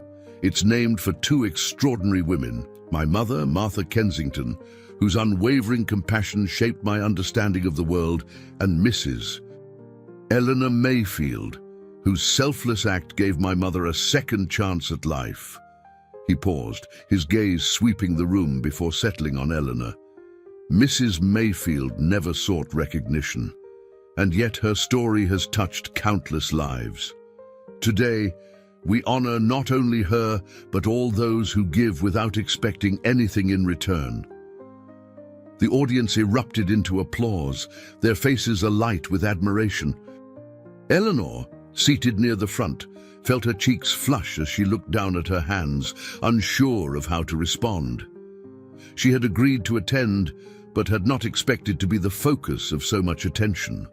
As the applause quieted, Robert continued, "This foundation will support those who, like Mrs. Mayfield, have given of themselves to help others. It will provide resources, recognition, and community for those whose sacrifices often go unnoticed. We hope to inspire a ripple effect of kindness that extends far beyond this room." The event proceeded with a series of speeches, each one highlighting the stories of individuals whose lives had been shaped by acts of selflessness. Eleanor listened intently, her initial discomfort giving way to a sense of quiet pride. These were stories she could relate to, lives that mirrored her own in ways she had not anticipated. At the end of the program, Robert approached her again. "Would you be willing to say a few words?" he asked, his tone gentle. Eleanor hesitated, the weight of the request pressing on her. But as she looked around the room, at the faces of people who had been moved by her story, she felt a stirring of something deeper, an obligation, perhaps, to speak for those who had no voice. She stood slowly, the room falling silent as she made her way to the podium. She gripped the edges of the lectern, her hands steady despite the flutter of nerves in her chest. "Thank you," she began, her voice calm but firm. "I'm not used to speaking in front of so many people, and I never imagined I'd be standing here today. My life has been a simple one, filled with both joys and hardships. I've done what I could to help others, not because I sought recognition, but because it felt like the right thing to do." She paused, her gaze sweeping the room. "This foundation is not about me. It's about all of us. The small acts of kindness, the sacrifices made in quiet corners of the world, and the belief that we are all connected. If my story has inspired even one person to see the value in helping another, then it has been worth it." The room erupted into applause once more, but Eleanor remained composed. She stepped down from the podium and returned to her seat, her heart lighter than it had been in weeks. For the first time, she felt a sense of belonging, not as a symbol, but as part of a larger community bound by shared values. As the event concluded, Eleanor and Robert shared a quiet moment near the back of the room. "You spoke beautifully," he said, his voice filled with genuine admiration. "Thank you," Eleanor replied, her tone softer than before. "And thank you for making this possible. In that moment, they both understood that the foundation was not just a tribute to the past, but a promise for the future. A commitment to honor the sacrifices of those who had come before and to inspire those who would follow. The evening of the foundation's launch lingered in Eleanor's mind long after she returned to her modest apartment. The applause, the faces of strangers filled with gratitude, and even her own words at the podium seemed distant, like fragments of someone else's life. She placed the program from the event on the corner of her table, staring at it as though it might dissolve into the air. The experience had been overwhelming, and yet, for the first time in a long while, she felt as though her life had touched something larger than herself. In the days that followed, Eleanor returned to her quiet routine. The streets she swept felt unchanged, though she noticed the occasional nod of recognition from passers-by. Some smiled warmly, others stopped briefly to offer kind words. But Eleanor kept her replies brief, her humility guarding her from their praise. She wasn't sure what to make of this new chapter in her life, and she clung to the simplicity of her work as an anchor. Meanwhile, Robert Kensington found himself grappling with emotions he hadn't anticipated. The success of the foundation's launch brought a flood of attention, not just to Eleanor's story, but to his role in creating an organization that honored his mother's legacy. Newspapers and online outlets praised his transformation, painting him as a man who had turned from self-interest to philanthropy. Yet, Robert felt an unease that no amount of accolades could ease. He couldn't shake the feeling that his efforts, while sincere, were incomplete. It was a late afternoon when Robert made his way to Eleanor's apartment, unannounced. The sky was overcast, the air thick with the promise of snow, as he climbed the narrow staircase to her door. He knocked twice, his hand hesitating before the second rap.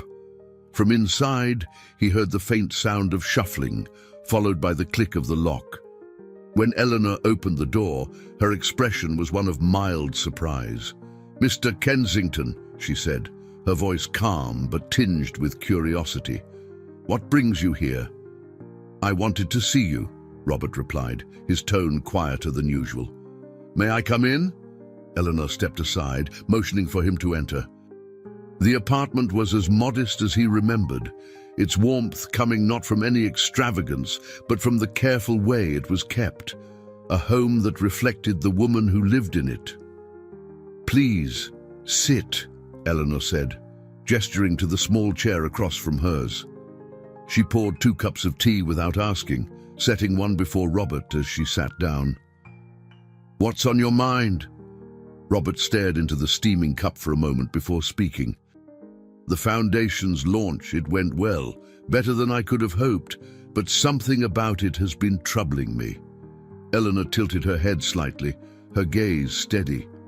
"And what is that?" "It's this idea that I've somehow redeemed myself," Robert admitted, his voice tinged with frustration. "People keep telling me how much I've changed, how much good I'm doing now. But I still feel as though I've failed my mother, and maybe even failed you." Eleanor set her cup down carefully. "Why do you feel that way?" Robert hesitated, searching for the right words. "Because I waited too long. I spent years dismissing my mother's values, focusing on success and ignoring what truly mattered. And when it comes to you, Mrs. Mayfield, I didn't treat you with the respect you deserved, not at first." Eleanor regarded him thoughtfully, her expression softening. "We all have regrets, Mr. Kensington," she said quietly. "But regrets are only useful if they teach us something. What matters is what you do with the time you have now." Her words hung in the air, their simplicity striking Robert in a way that no grand speech ever had. He nodded slowly, his shoulders easing as though a weight had shifted. "You're right," he said. "I suppose I've been too focused on what I can't change, instead of what I can." For a moment, they sat in silence, the faint sound of the wind outside filling the room. Then Eleanor spoke again, her voice softer. Your mother was a kind woman. She believed in you, even when you didn't see it. She always said that people find their way back when they're ready."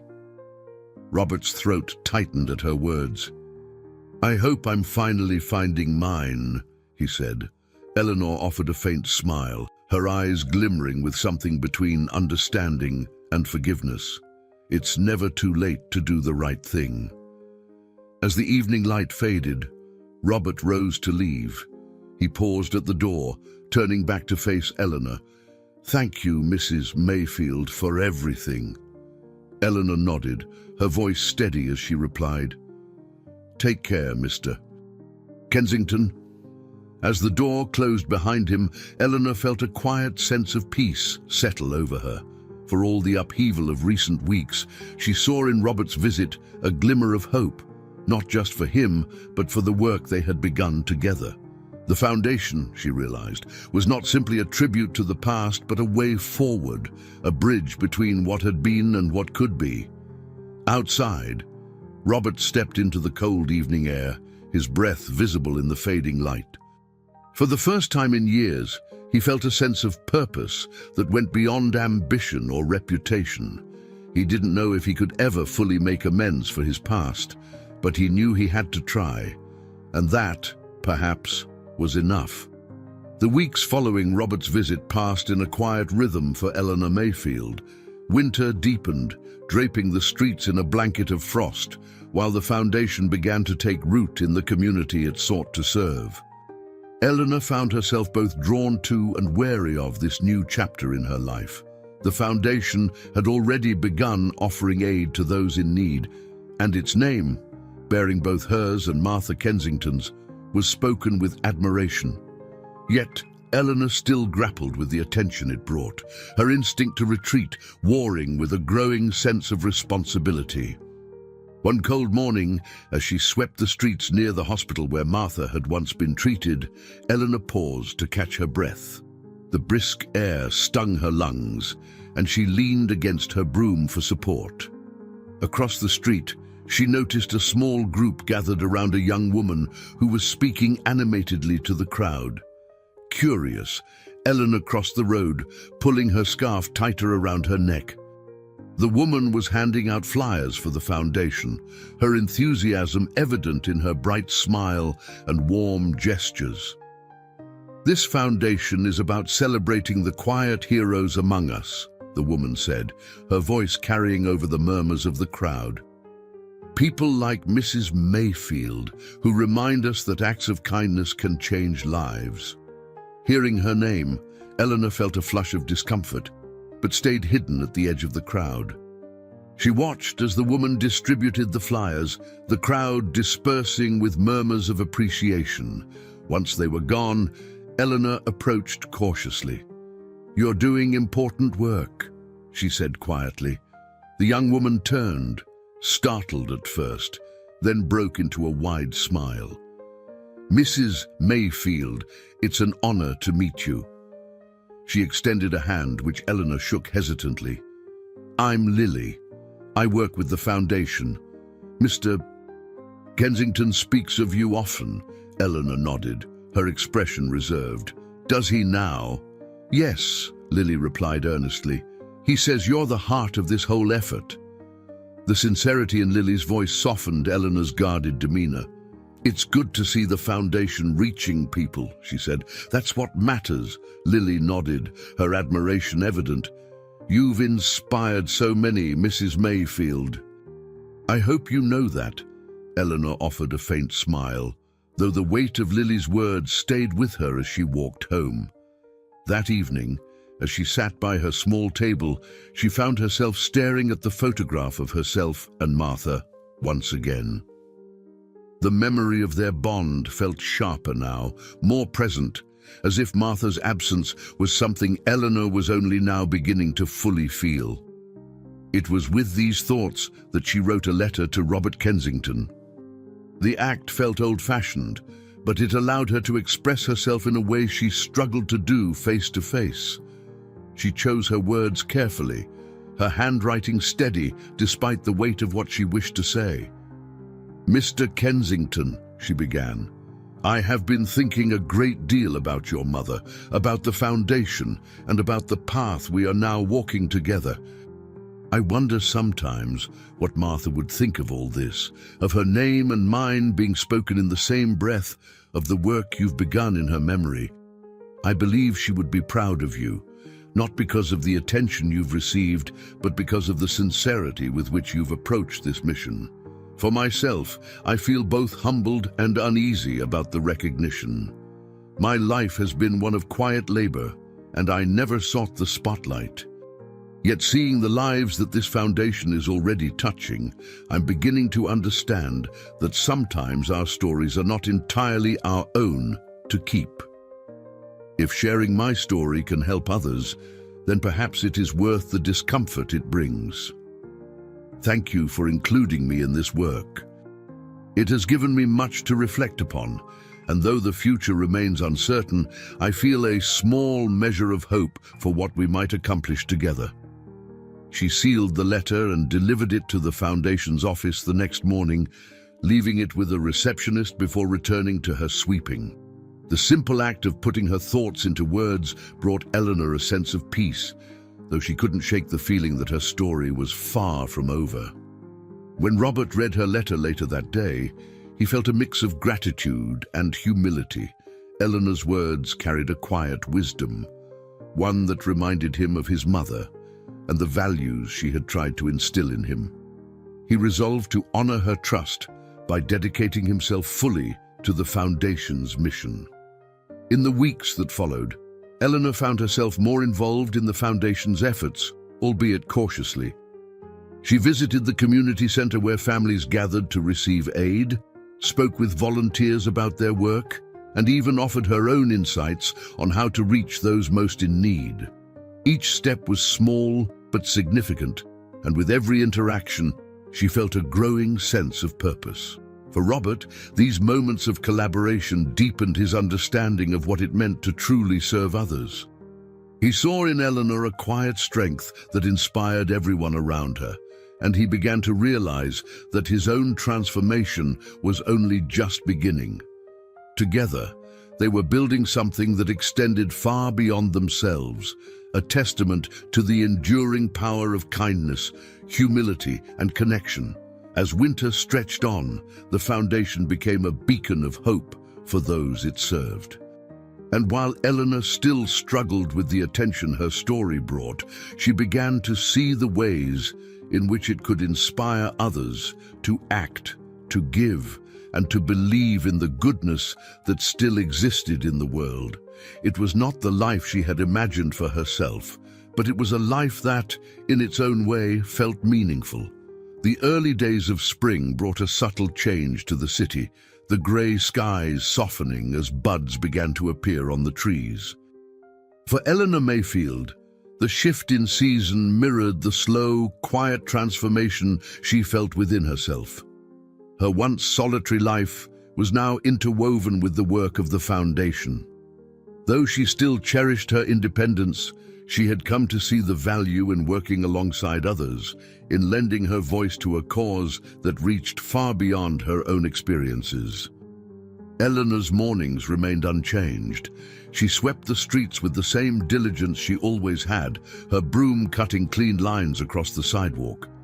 But now, her afternoons often brought her to the community center, where the Foundation was headquartered. She would sit with volunteers, listening to their stories and offering advice, her presence lending an air of quiet authority. Though she spoke little, her words carried weight, and those around her often found themselves inspired by her calm strength. Robert Kensington had also found a new rhythm to his life, one that revolved less around boardrooms and more around the Foundation's efforts. He had taken to visiting shelters and community centers, speaking with those who benefited from the Foundation's work.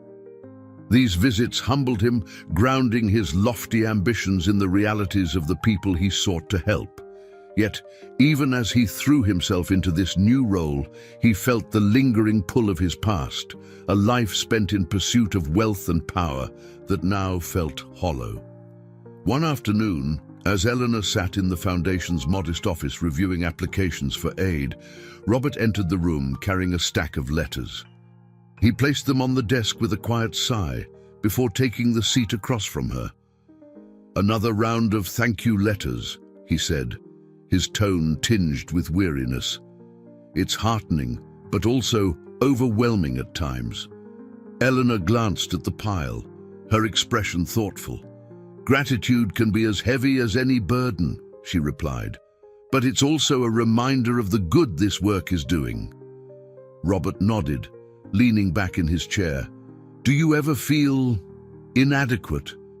Like no matter what we do, it's never enough?" Eleanor set her pen down, meeting his gaze. "Often," she admitted, "but I remind myself that small acts can have great ripples. We can't change the world all at once, but we can change it for someone." Her words lingered in the room, a quiet wisdom that struck Robert deeply. He had come to admire Eleanor not just for her sacrifices, but for her unshakable resolve, her ability to see meaning in the smallest gestures. It was a perspective he had spent much of his life missing. As the two continued their work, a knock at the door interrupted the silence. It was Lily, the young woman who had been distributing flyers for the Foundation.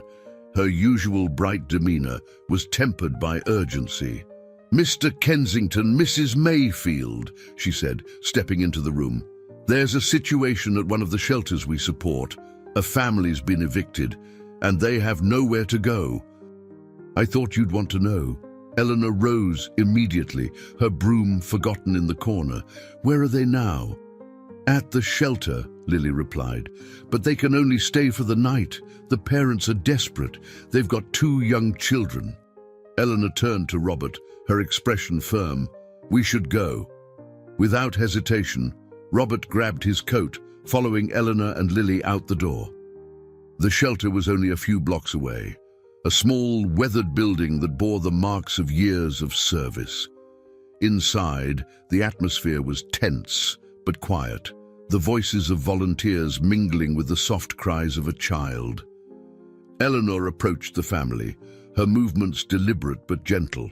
The mother, a young woman with tired eyes, clutched a baby in her arms, while the father sat beside her, his shoulders hunched in defeat. "I'm Eleanor," she said softly, kneeling to meet their gaze. "I heard about your situation. How can we help?" The mother's voice trembled as she spoke. "We've lost everything. My husband's hours were cut at work, and we couldn't keep up with the rent. We just need somewhere safe to stay until we can get back on our feet."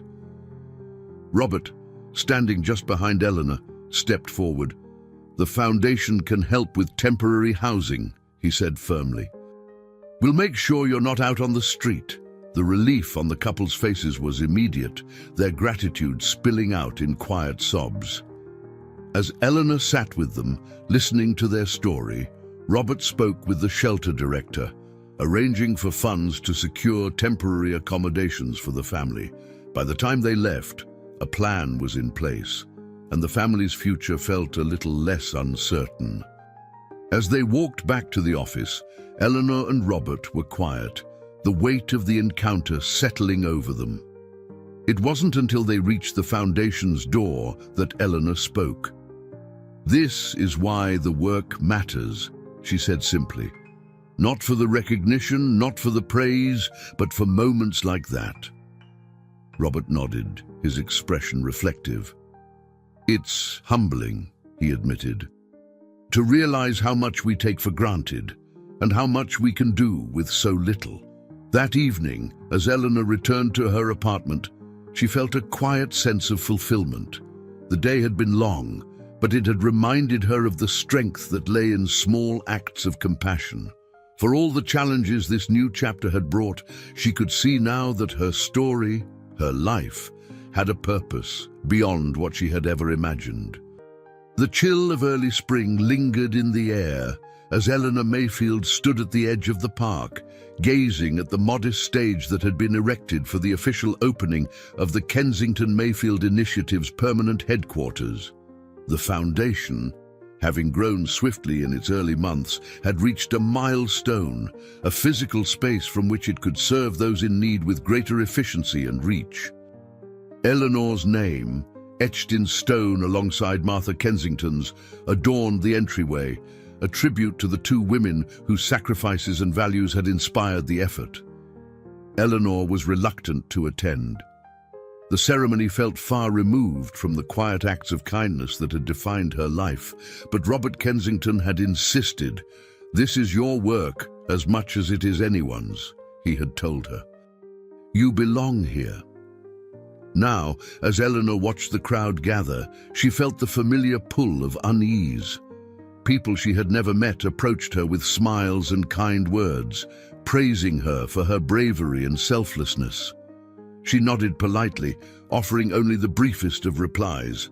For all her humility, Eleanor could not help but wonder if the attention she received diminished the purpose of the foundation. Her story, while meaningful, was only a piece of something much larger. The program began with a speech from Robert Dorr, his voice steady as he addressed the audience. He spoke of the foundation's mission, the lives it had already touched, and the vision for its future. His words carried a sincerity that surprised even Eleanor, who had once doubted his motives. She could see now that the man standing before the crowd had changed. He was no longer driven by ego or ambition, but by a genuine desire to honor his mother's legacy and make amends for the years he had lost. As Robert concluded his speech, he turned to Eleanor, his gaze warm and encouraging. "Mrs. Mayfield," he said, "would you join me up here? I think the people deserve to hear from the heart of this foundation." Eleanor hesitated, her instinct to retreat clashing with a quiet sense of duty. Slowly, she rose from her seat and made her way to the stage.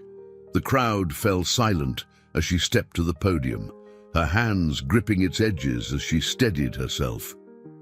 "I'm not one for speeches," she began, her voice low but clear. "And I've spent most of my life avoiding attention. But I've come to understand that sometimes our stories aren't just our own. Sometimes they belong to others as much as they belong to us." She paused, her eyes scanning the audience. "This foundation isn't about me or even about Martha Kensington, though it bears our names. It's about all of you, the volunteers who give their time, the donors who believe in this work, and the people we aim to help. It's about reminding each other that kindness, no matter how small, can change the world." The audience erupted in applause, but Eleanor barely heard it. Her mind was elsewhere, recalling the many lives that had intersected with her own over the years. The strangers she had helped in silence, the friendships she had cherished, and the moments of connection that had shaped her. She stepped back from the podium, nodding briefly to Robert as she returned to her seat. The ceremony continued with music and the unveiling of the foundation's plaque, the crowd's energy warm and celebratory. Yet, for Eleanor, the day's significance lay not in the formalities, but in the quiet moments she shared with those around her. A young mother approached her, holding the hand of a child who looked up at Eleanor with wide, curious eyes. "Thank you," the woman said simply, her voice filled with emotion. "For everything you've done." Eleanor offered a faint smile, her hand resting briefly on the child's shoulder. "We all have something to give," she said softly. "I'm just glad I could give a little." As the ceremony wound down, Eleanor found herself standing with Robert near the edge of the crowd. They watched as volunteers packed up chairs and tables, their chatter light and cheerful. "You spoke beautifully," Robert said, his tone earnest. "Thank you for sharing your heart with everyone today." Eleanor shook her head slightly. It wasn't much, but if it helps people see the value in what we're doing, then it was worth it. Robert nodded, his gaze thoughtful. "I used to think success was measured by wealth and power," he said quietly, "but I'm starting to see it differently. It's measured in moments like this, in the lives we touch. Eleanor turned to him, her expression softening. "You've come a long way, Mr. Kensington. Your mother would be proud." Her words carried a weight that struck Robert deeply. He had spent years living in the shadow of his own shortcomings, but in Eleanor's eyes he saw a glimmer of the man he hoped to become. "Thank you," he said simply, his voice steady. As the day drew to a close, Eleanor walked home through the quiet streets, her steps slow but purposeful. The foundation had become something larger than she had ever imagined, its reach extending into corners of the community that had long been overlooked. Though she still wrestled with her discomfort at being in the spotlight, she began to see her role not as a burden, but as a responsibility, a way to honor the kindnesses that had shaped her life and to ensure they lived on. The air was cool and crisp as Eleanor reached her apartment. She paused on the steps, looking back at the city as the sun dipped below the horizon. In that moment, she felt a quiet sense of peace. The work was far from over, but for the first time in years, she felt certain that it was work worth doing. Spring unfurled its green tendrils across the city, bringing with it a sense of renewal. Eleanor Mayfield sat by her window, her hands resting in her lap as she gazed out at the street below. The morning light spilled across the sidewalk, where she had spent so many years sweeping away debris. Her broom now leaned quietly in the corner, retired after decades of faithful service. For the first time in years, Eleanor allowed herself to rest, not because she lacked the will to work, but because the time had come to accept the help she had so often given to others. The Kensington Mayfield Foundation had grown steadily in its outreach. Volunteers bustled about the new headquarters, their energy infectious as they prepared for the day's efforts. Eleanor, though no longer directly involved in every detail, remained a presence of quiet authority. She often visited the center to meet with families, share stories, and lend her ear to those who needed encouragement. Her reluctance to embrace the spotlight had softened, replaced by a realization that her story could inspire others to find strength in their own struggles. Robert Kensington arrived at her apartment that morning, his knock firm but familiar. When Eleanor opened the door, she found him holding a small bouquet of flowers, their bright colors a cheerful contrast to his reserved demeanor. "Good morning, Mrs. Mayfield," he said, offering her the bouquet. "I thought these might brighten your day." Eleanor smiled, her eyes crinkling at the corners. "Thank you, Mr. Kensington. That's very thoughtful of you." She invited him in, the two settling at her modest kitchen table. Robert had grown comfortable in her presence over the months, their conversations now marked by an easy familiarity. As they sipped their tea, he shared updates about the foundation, his tone tinged with pride. "We've started a scholarship program," he said, "for students pursuing careers in social work and community service.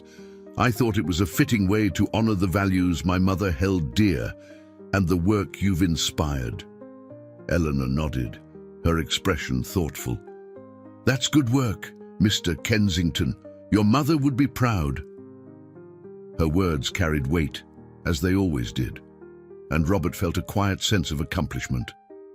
Yet he couldn't shake the lingering feeling that he owed her more, not just for her role in saving his mother's life, but for the way she had guided him toward becoming a better man. "I've been thinking about something," Robert said, his voice steady.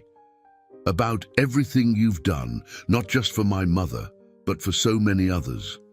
I know you've never sought recognition, but I believe your story deserves to be preserved for the foundation and for the people it will help in the future." Eleanor raised an eyebrow, her expression curious.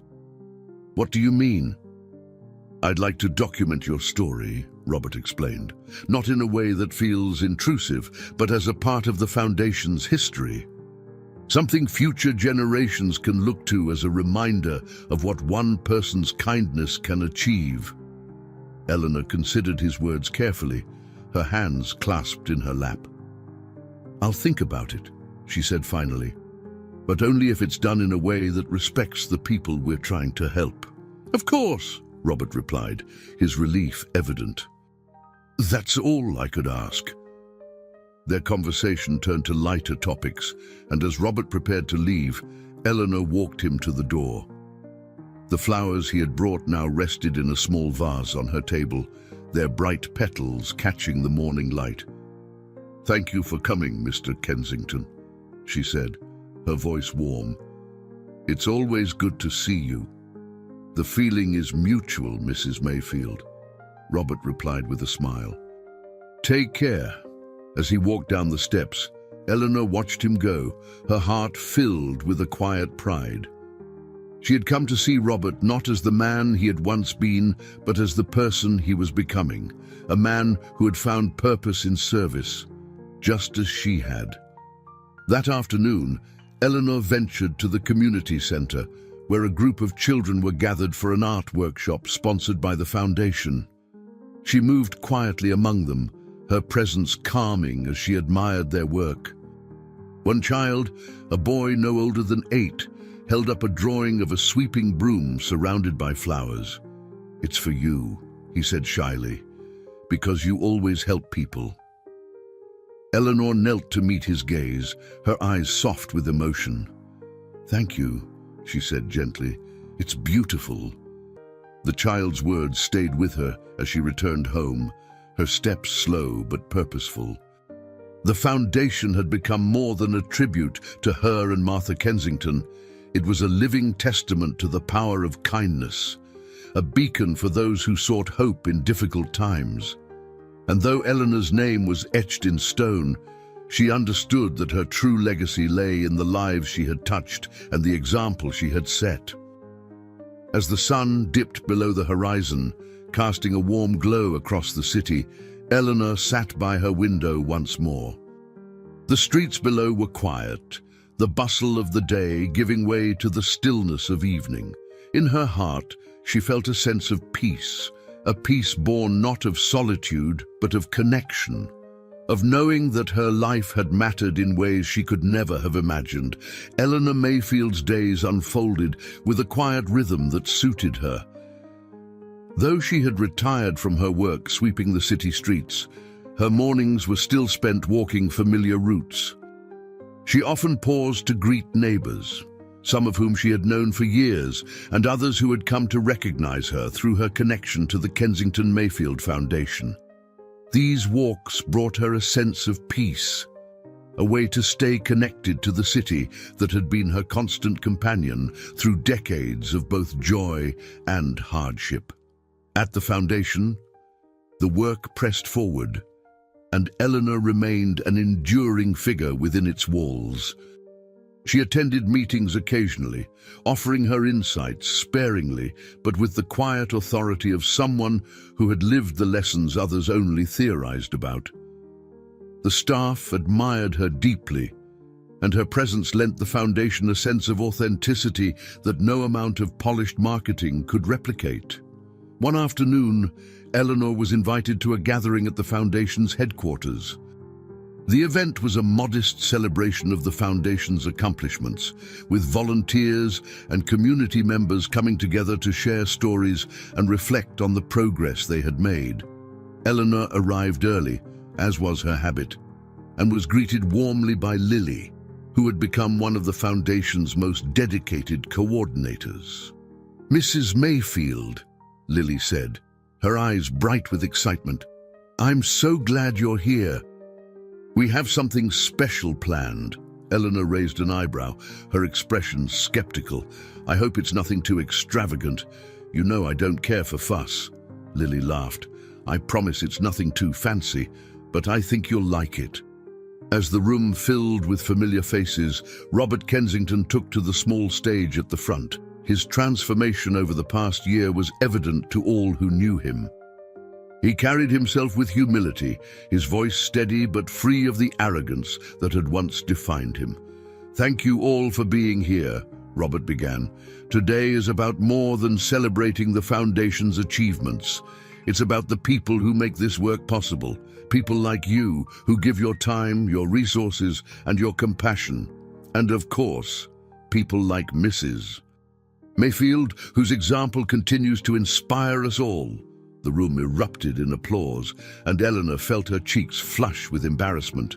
She offered a small wave of acknowledgement, but remained seated, unwilling to draw more attention than necessary.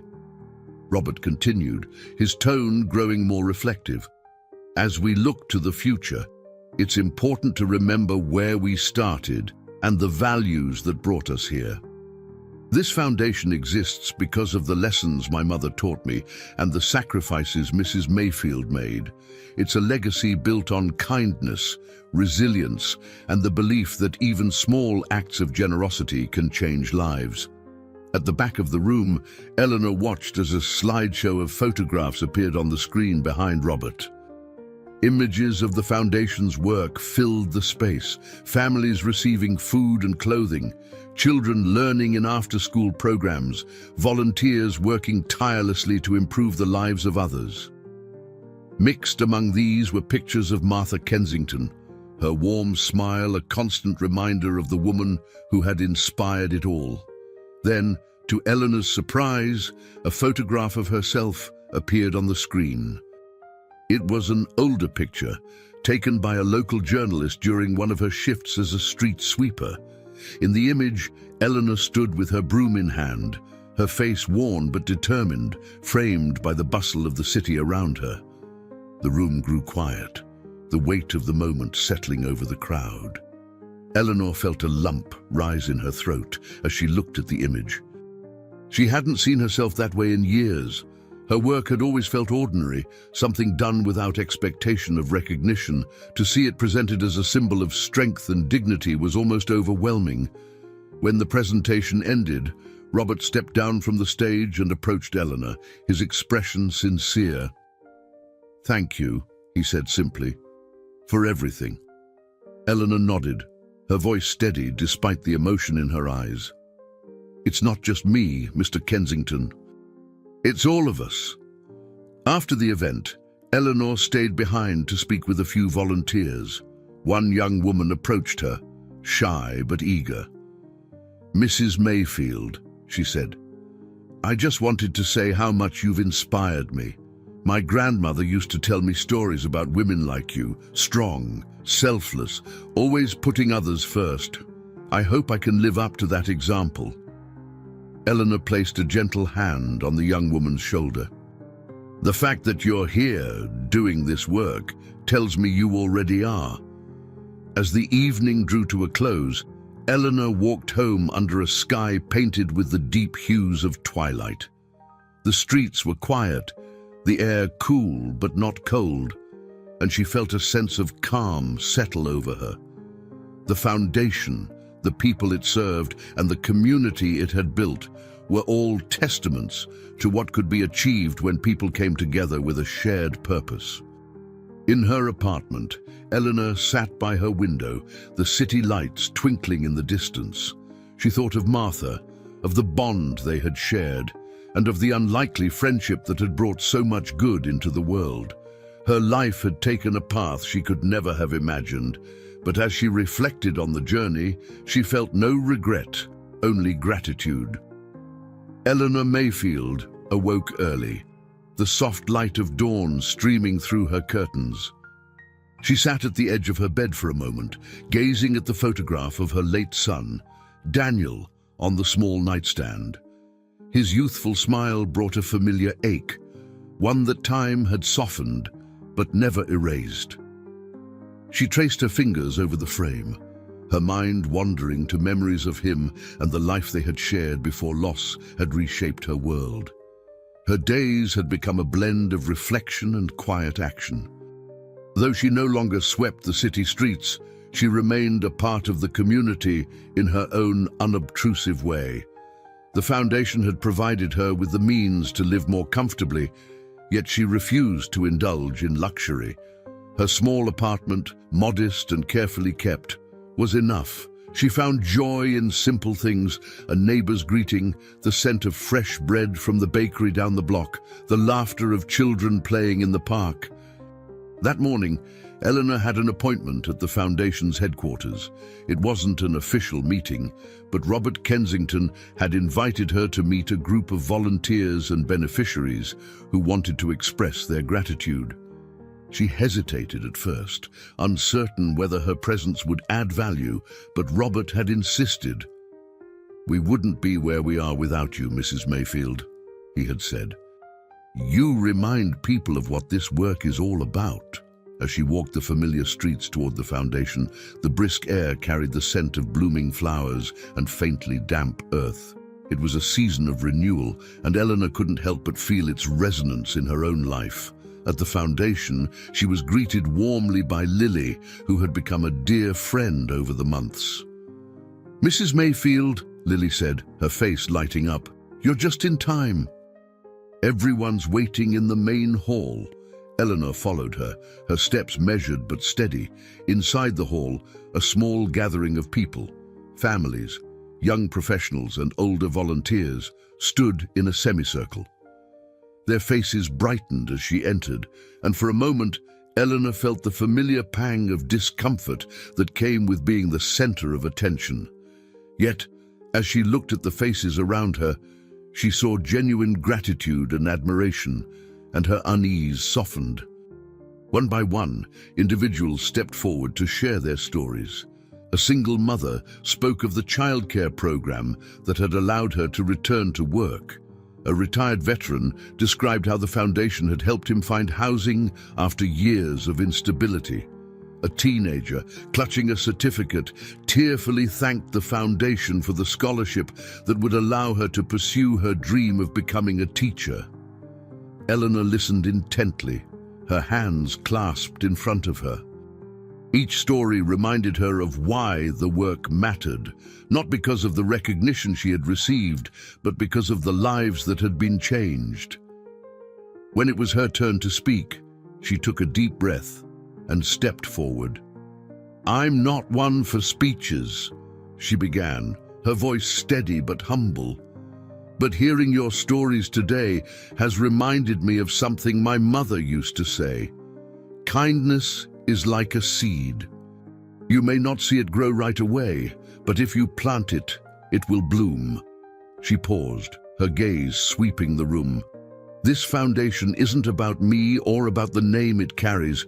It's about all of you, about the strength and resilience you've shown in the face of hardship. It's about the volunteers who give their time and the donors who believe in the work we're doing. Together, we're planting seeds that will grow into something beautiful." The room erupted in applause, but Eleanor remained composed, stepping back into the circle with a small smile. Lily squeezed her hand, her eyes shining with admiration. As the event wound down, Robert approached Eleanor, his expression thoughtful.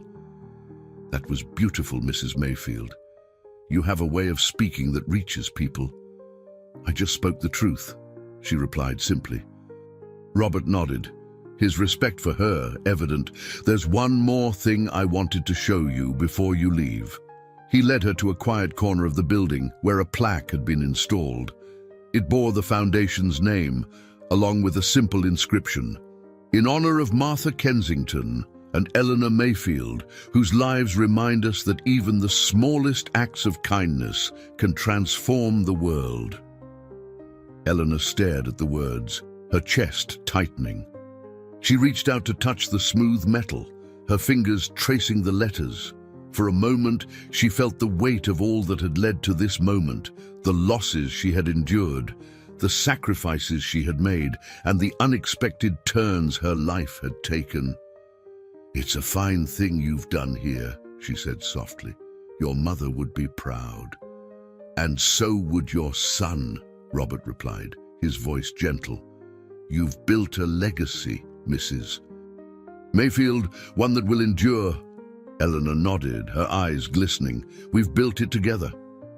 As she walked home that evening, the streets seemed quieter, the light softer.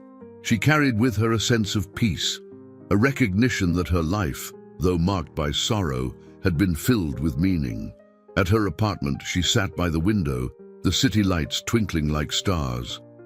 In her heart, she felt a deep gratitude for the people who had touched her life, for the work she had been a part of, and for the promise of all that was still to come.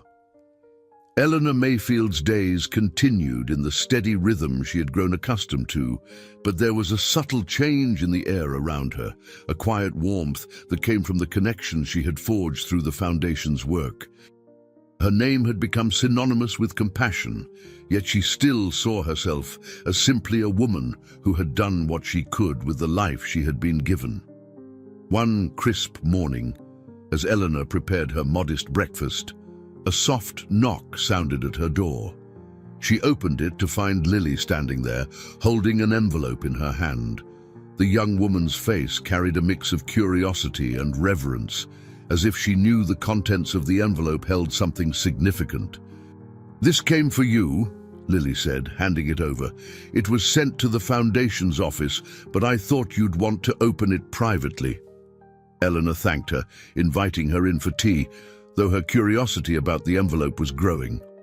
Once Lily had left and the apartment was quiet again, Eleanor settled into her favorite chair by the window and carefully opened the envelope. Inside was a letter written in a delicate hand that made her pause. Attached to it was an old, creased photograph, one she recognized instantly. It was of her son, Daniel, as a young boy, standing beside Martha Kensington on a summer afternoon. Eleanor's breath caught as she traced the image with her fingers. She turned to the letter, her hands trembling slightly as she began to read. The letter was written by a woman named Clara, a distant relative of Martha's, who had recently come across some belongings while clearing out an old attic. Clara explained that she had found the photograph among a stack of letters Daniel had written as a child, addressed to Martha but never sent. She had thought it best to return them to Eleanor, believing they might hold some meaning for her. Eleanor set the photograph aside and unfolded one of the letters, her heart tightening as she recognized Daniel's boyish handwriting. The first line brought tears to her eyes. "Dear Mrs. Kensington, thank you for always being so kind to my mum. I know she works very hard, and it makes me happy that she has a friend like you." She read on, her tears falling freely now. Daniel's letters were filled with simple observations, a child's view of the world, but they carried a depth of love and gratitude that made her chest ache. He wrote about his school projects, the stories Eleanor had told him, and his dreams of growing up to help people in the way his mother did. One letter stood out, written not long before the accident that had taken Daniel's life. It was a promise, written in careful, deliberate words. "I will always try to be like you and Mrs. Kensington, Mom. You both show me how to be kind. When I grow up, I'll help people too." Eleanor sat for a long time, the letters spread across her lap, the photograph resting on the small table beside her.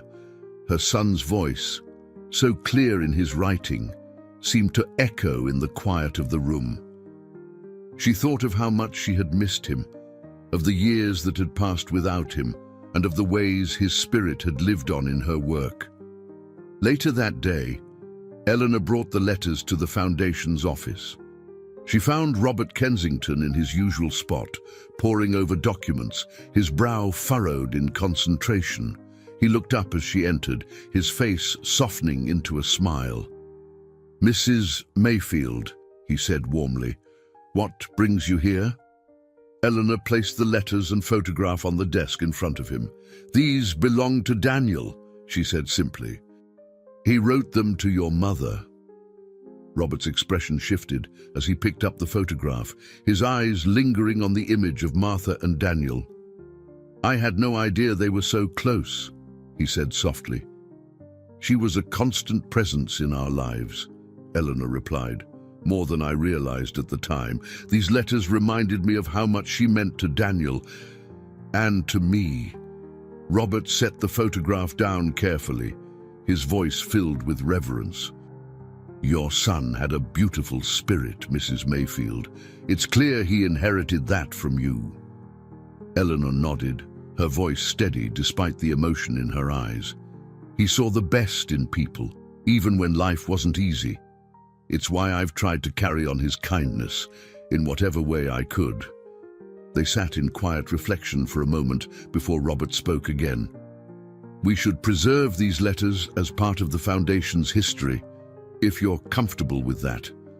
They tell a story, not just of your son, but of the values this foundation is built on. Eleanor considered his words, her gaze distant. I think Daniel would like that, she said finally. He wanted his life to matter, even in small ways. As she left the office that day, Eleanor felt a deep sense of peace. Her son's words, preserved in those letters, had reminded her of the threads that connected her past to her present, the people she had loved, the values they had shared, and the legacy they had built together. The foundation, she realized, was not just her story or Martha's, it was Daniel's as well. It was a testament to all the ways kindness could endure, weaving itself into the lives of those who needed it most. Eleanor Mayfield stood before the modest headstone in the cemetery's quiet corner, her coat wrapped tightly around her against the crisp winter air. Snowflakes drifted lazily from the sky, gathering on the ground in a soft, unbroken sheet. Beside her stood Robert Kensington, a bouquet of white lilies in his hand. They were silent for a long moment, the weight of memory filling the stillness between them. The grave before them bore the name Martha Kensington and the dates that marked her long life. Beneath it was the simple inscription, "Her kindness lives on in every life she touched." It was a truth Eleanor felt keenly. Martha's influence had reached beyond her own family, binding together lives in ways that no one could have foreseen. Robert knelt and placed the lilies at the base of the headstone. "Thank you, Mother," he said softly, his voice steady but full of emotion, "for everything." Eleanor watched him, her hands clasped before her. "She was proud of you," she said after a moment, "even when you didn't see it yourself. She knew you'd find your way." Robert stood, brushing the snow from his knees. "It took me longer than it should have," he admitted, "but she never gave up on me. And neither did you, in your own way." Eleanor shook her head, her expression thoughtful. "It wasn't about giving up or holding on, Mr. Kensington. It was about seeing what was always there, waiting for the right time to grow." They lingered a while longer, the snow continuing to fall, blanketing the world in a hushed stillness. Finally, Eleanor spoke again, her voice softer. "There's someone else I'd like to visit while we're here." Robert nodded, understanding at once.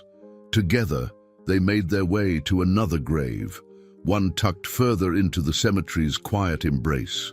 This one bore the name Daniel Mayfield and a simple inscription, "Forever in our hearts." Eleanor's breath caught as she gazed at the headstone, her gloved fingers brushing the edge of its cold surface. She knelt, her movements slow but deliberate, and placed a small, folded letter at the base of the grave. "I brought something for you, Daniel," she said softly, "words I wish I'd said when you were here."